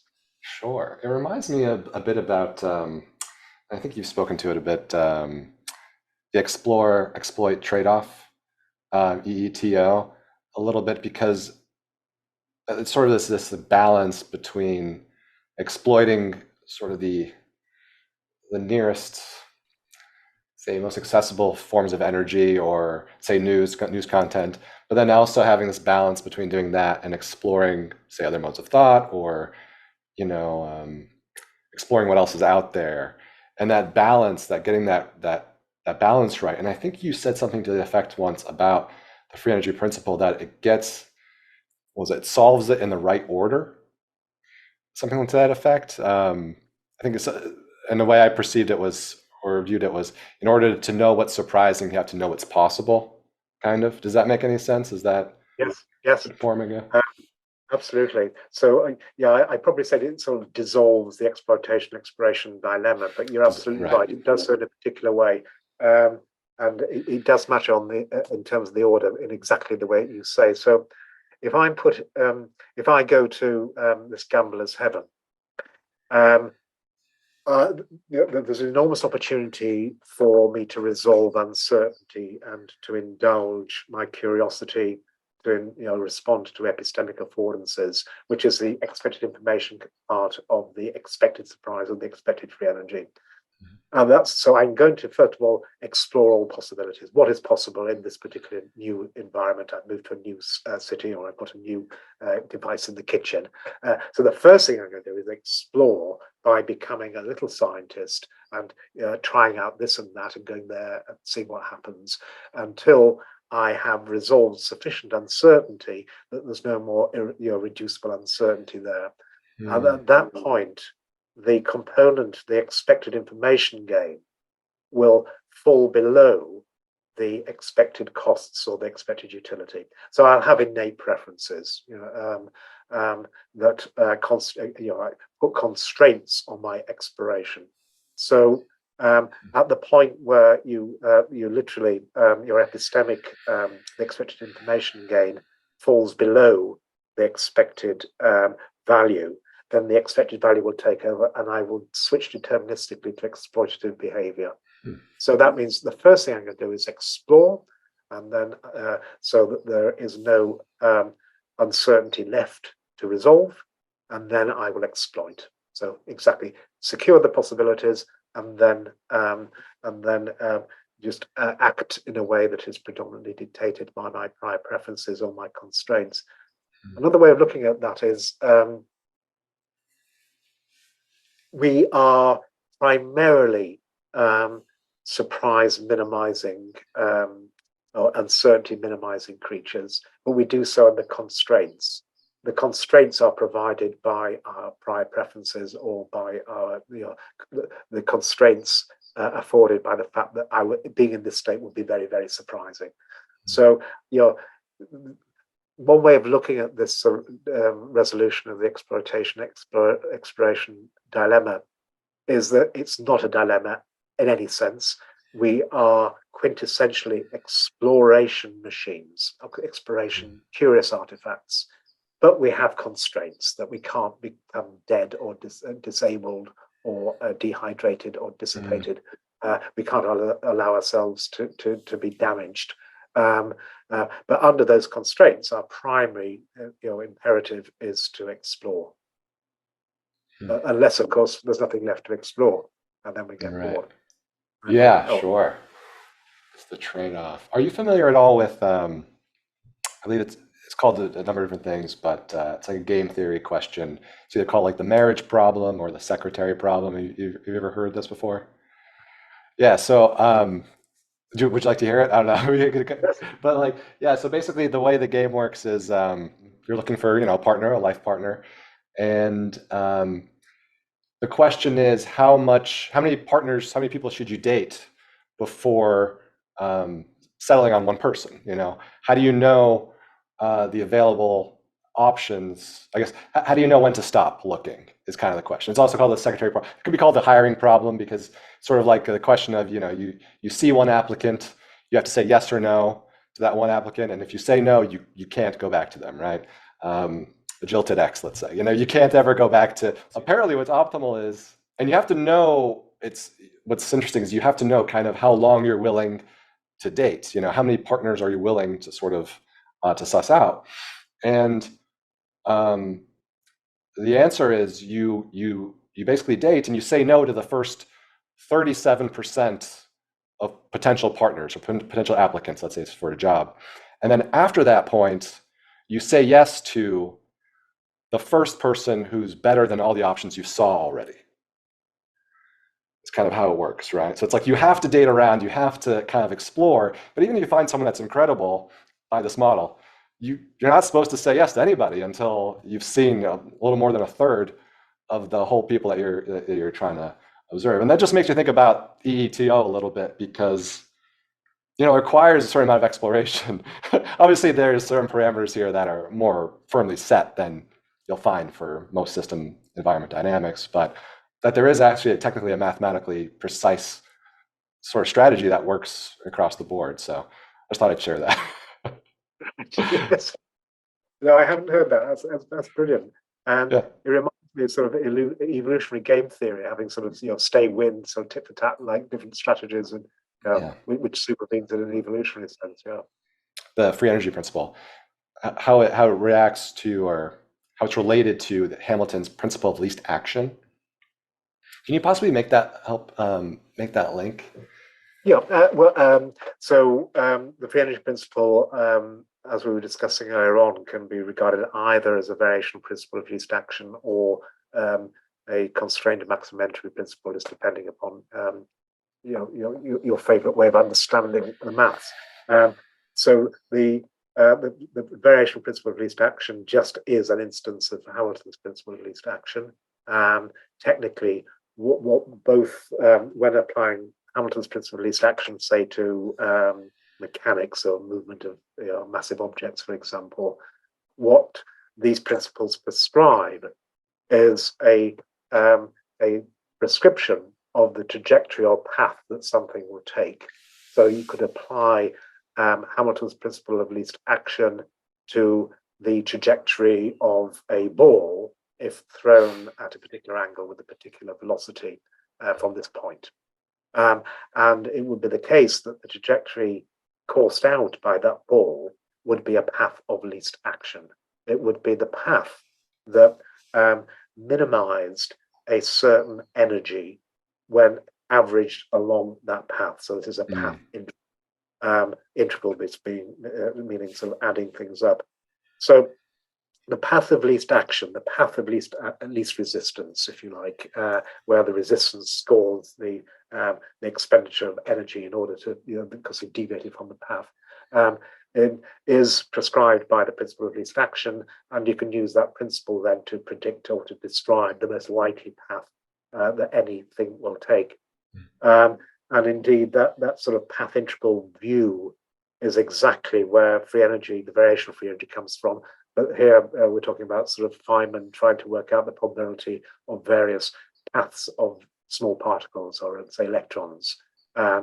a very difficult mathematical problem that was finessed by introducing this notion of a variational bound on the probability of a particular path. In his pathological formulation of quantum electrodynamics, the maths is identical to the free energy principle, and it just says that there is a particular path through a space of beliefs that is the most likely, and in the same way that there is a particular path, if I throw a ball, that is conforms to Hobson's principle of least action. And the space through which we're talking about paths traveling now is the space of probabilistic beliefs encoded by the internal states of something. So it's slightly more abstract. It's more about the measurement thing, the more like the sort of the sort of Jaynesian use of the word entropy, or the way that Jaynes would apply his entropy to belief structures. But the mathematics, the variational calculus is exactly the same. It just tells you, given a particular initial condition and some sensory input, for example, I can tell you the most likely trajectory of beliefs that would be described in terms of belief updating, for example, that will ensue using this variational principle of least action, which is the free energy principle. It's exactly the same math. I'm just trying to think of even more intuitive ways of describing it. Yeah, it's a path of least effort. It's just a mathematical way of describing the path of least path into the future or the past of least effort, where the effort is effectively scored by the amount of surprise I can avoid. Gotcha. And are you happen to be familiar with Jeremy England's work with dissipative adaptation? Yeah, yes. Well, I was about 4 years ago, pre-COVID. Okay. Yes, I haven't read what he's been up to recently. So he moved recently, didn't he? He moved to Georgia, I think.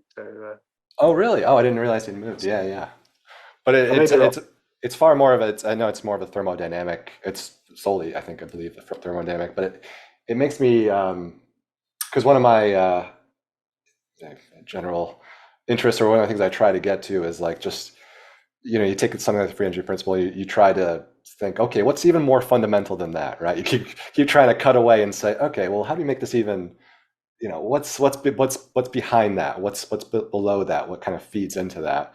And to be completely transparent, I don't fully understand how dissipative adaptation works. I think it has something to do with the environment adjusting itself to best accept the energy that's flowing through it, something like that. But of course, it's very technical.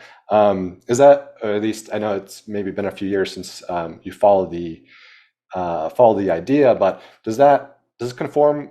Well, I guess it would have to, but does this play into the free energy principle at all, or is this a dynamic that kind of works?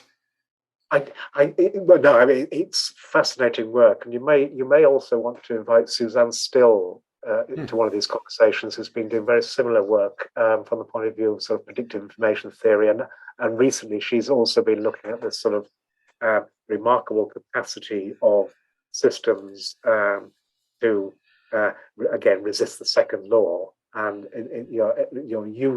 use their free energy thermodynamically. She would frame it in terms of information theory to, if you like, extract order from chaos.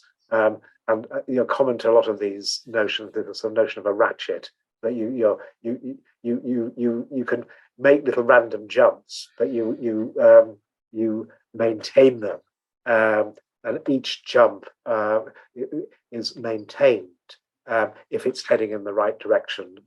Say on minimizing free energy at the expense of something else. However, I have to say, it's not really addressing the same kinds of issues that the free energy principle is addressing.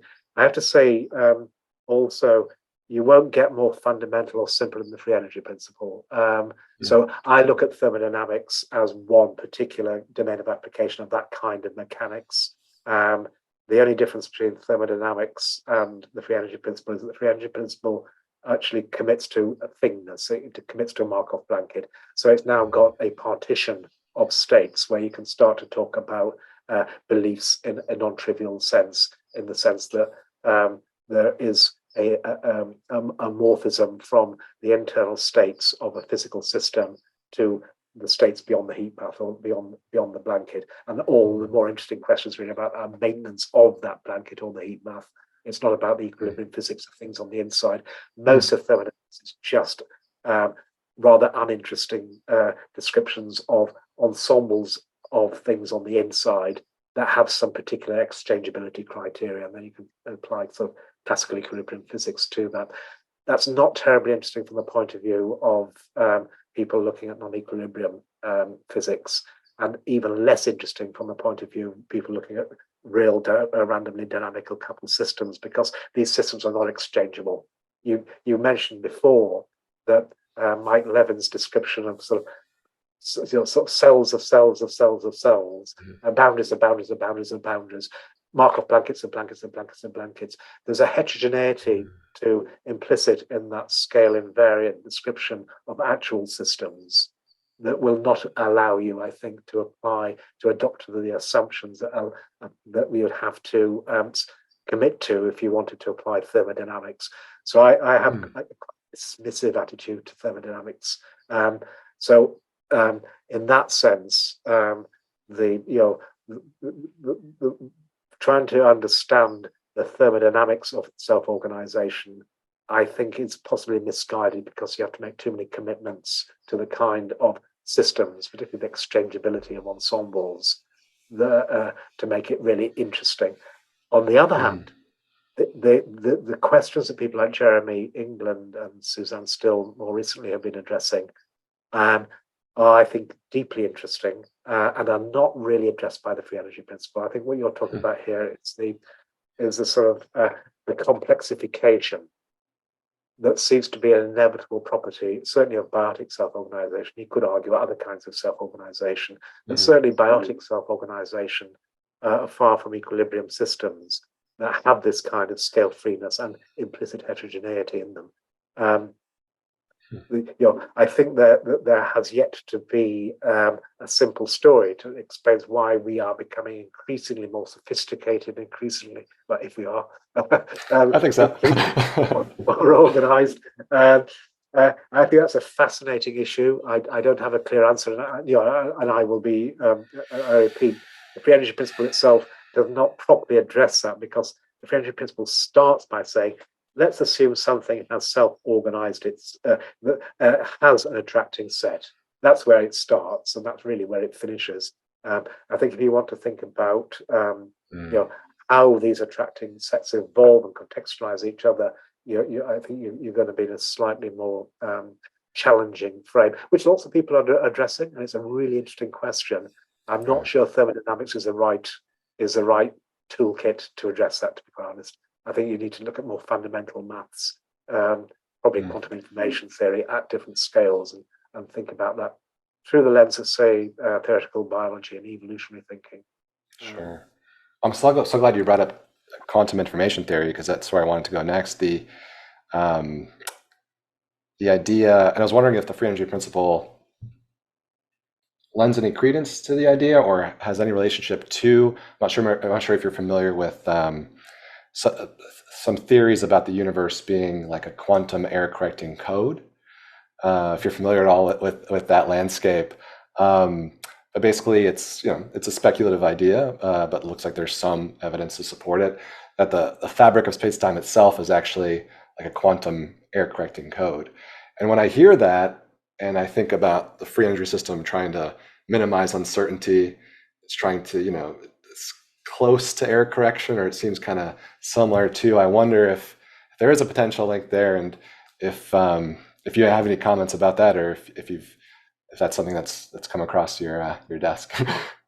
Well, no, it literally came across my desk about 3 or 4 weeks ago. So somebody sent me this paper on the universe being an error correcting. Delighted, and if I remember, the sentiment of the email was, it would be great to get this chap's or this woman's take on this, in relation to a free energy theoretic formulation, because it seemed as if there was a very, very close connection, as you have spotted. I think the best person to comment upon that would be Chris Fields. I did quantum physics as a young man, but that was 40 years ago. I usually defer to Chris when it comes to quantum information theory. So he has a beautifully rounded perspective on these things, and will probably be able to give you quite a definitive answer. He'll probably say yes, it's the same thing, but then trying to explain why it's the same thing. Yeah, it's hard to link the two. I can't do that, I'm afraid. Again, I would be surprised if all of these things weren't entirely consilient. And I probably ultimately, you probably are going to fall back on something like Jaynes's maximum entropy principle. Certainly, if you're in the world of quantum information theory, you will probably find an equivalent description, of the kind we've already mentioned in terms of variational principles of least action.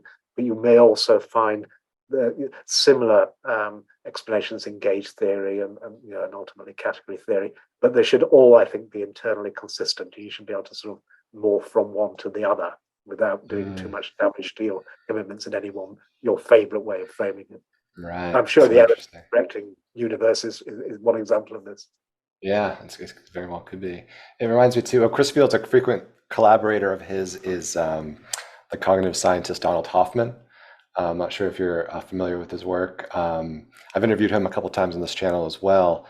But one thing that you said that stood out to me, and it's something that he said as well, or something similar, is that we don't need to know the truth. We just need to minimize prediction error.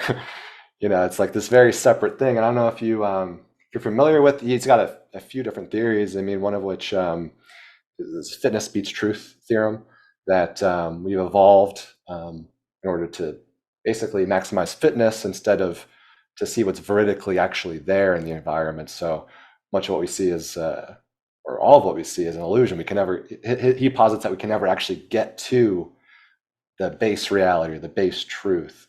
And I'm not sure if you have any thoughts about that, or if it's something that you've come across, or you've spoken with Don. No, I think that's absolutely right. And it sort of leads you to interesting discussions, should you want to go there, in terms of skepticism versus realism, internalism versus externalism, and the like with philosophers. But certainly from the point of view of the maths, the physics of this kind of sentience, it is all about making, forming or understanding internal dynamics as encoding subpersonal probabilistic Bayesian beliefs about stuff which is fundamentally hidden beyond your Markov blanket, beyond your sensory veil. It is inaccessible, it is unknowable. And I think that probably Chris Fields would frame this in terms of holographic screens, sort of appealing to the holographic principle that, classical exchange of information across your sensory veil or your Markov blanket can be construed as a holographic screen from the point of view of quantum information theory. But that's the only way you can entangle or couple two systems, with classical information. So, again, we come back to this fundamental separation between the inside and the outside, which, read in terms of your conversations would be exactly, you can never know what's out there. You don't need to. If you can keep your prediction errors very, very small for as long as you live, job done. I mean, that's perfectly okay. It does raise the interesting issue, though. Is there an outside, which would be a more philosophical issue?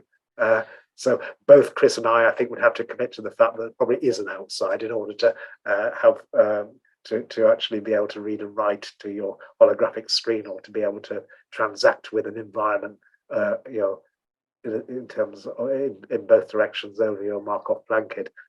So the free energy principle puts you in a slightly ambiguous position when it comes to philosophy. So on the one hand, you can be entirely skeptical. Everything that needs to be done is beneath your Markov blanket within the skull-bound brain. There is nothing else. the other hand, you're making sense of signals that are provided by something out there. So you have to commit to at least a mathematical description of stuff being out there. What the something is, sure. I'm just looking at the time, and I realize we've gone way over what we had intended to, what we had sort of planned out to go. I hope you've enjoyed this discussion. I mean, I've gotten so much out of it, Professor, and I thank you so much. Anything else you want to? I mean, I literally have so many questions I could continue to ask you, but I do want to be mindful of your time and energy as well.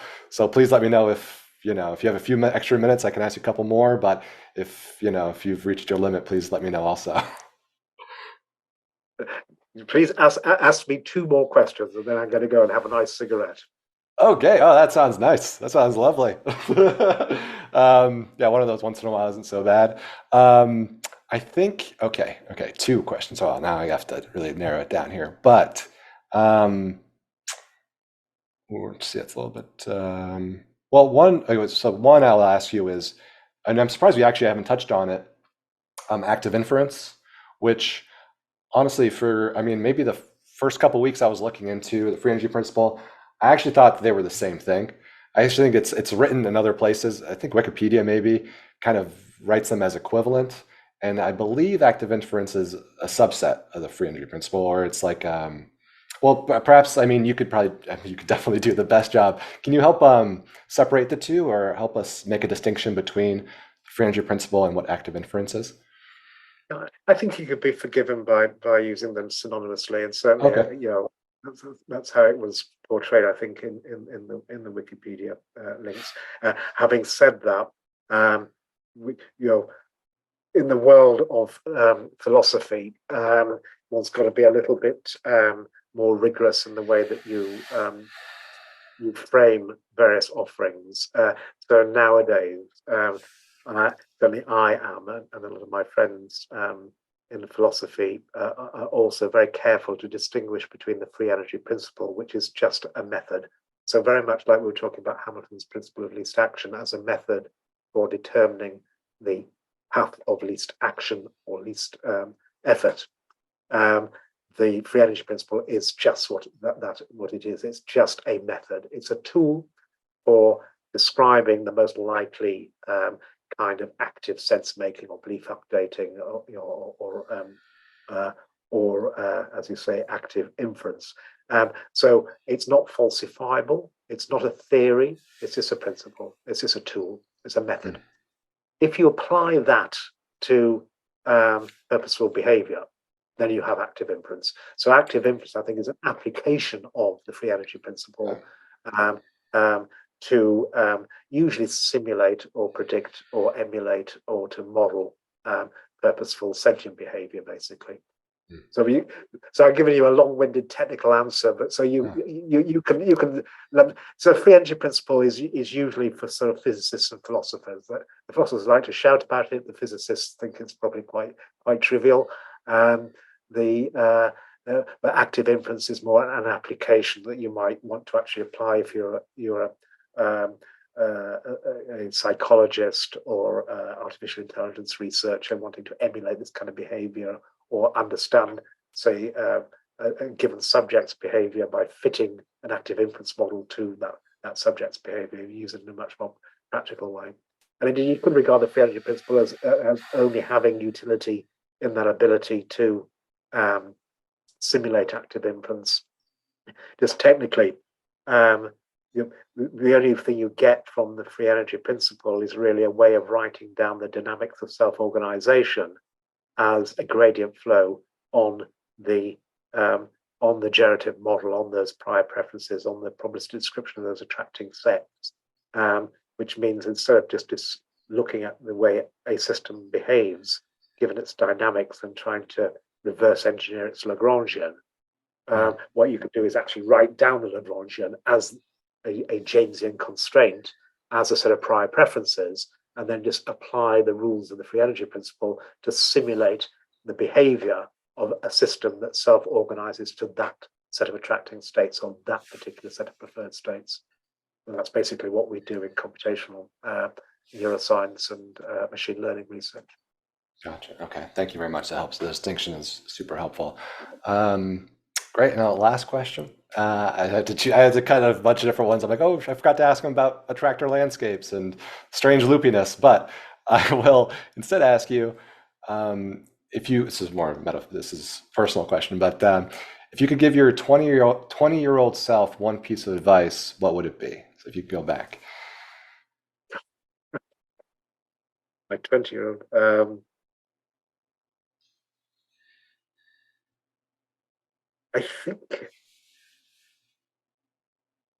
I think it would. No, I'm trying to be too clever about this. I, probably to go to the dentist more often, to be quite honest. But if you want a less trivial answer, I think it would be. Would have been nice to do a couple of years of philosophy. As you know, I always say when my children and when my students and when other people ask me what's good career advice, it's keeping your options open. You've used that phrase earlier on today, and I think there's something quite fundamental about that. To have as broad a foundation as possible, bearing in mind that we are all quintessentially curious creatures, and therefore, if you commit to an academic career, you are indulging that. But the best way to explore is to have a very broad foundation. And I managed to do that to a certain extent, but I did miss out on a lot of history and a lot of philosophy. And I remember one of my mentors, Jerry Edelman, used to refer to me, I won't say fondly, he just used to refer to me as an intellectual thug because of my lack of scholarly understanding. Oh gosh. And very little finesse when it comes to sort of mechanics or history. So it would have been nice. I don't know what would have happened if I'd spent time doing that, but it would have been nice just to indulge myself for a couple of years in that kind of training. Sure to have that base, but there's still time. I mean, it's not like, I mean, I'm sure you're busy, so you don't have too much free time, but it's always available. Well, Professor Friston, thank you so much. This has been amazing speaking with you, and I'm so honored, so blessed that you take the time to speak with me, and I'm sure the audience will appreciate everything here. And I'll include links in the description of this video for people who want to learn more, who want to read your papers. I'll link to some of your papers and some of your presentations. And yeah, thanks again. It's a treat. Well, thank you. I've really enjoyed talking to you. And I'm going to find out how long we've been talking. I deliberately haven't looked. I shouldn't have said anything. I wish I hadn't said anything now because I could have asked you about attractor landscapes. But no, yeah, it has been a while, and I so appreciate you going over. Right. I shall go away thinking about attractor landscapes and what I should have advised myself to do when I was 20 years of age. That's a great question. Bye.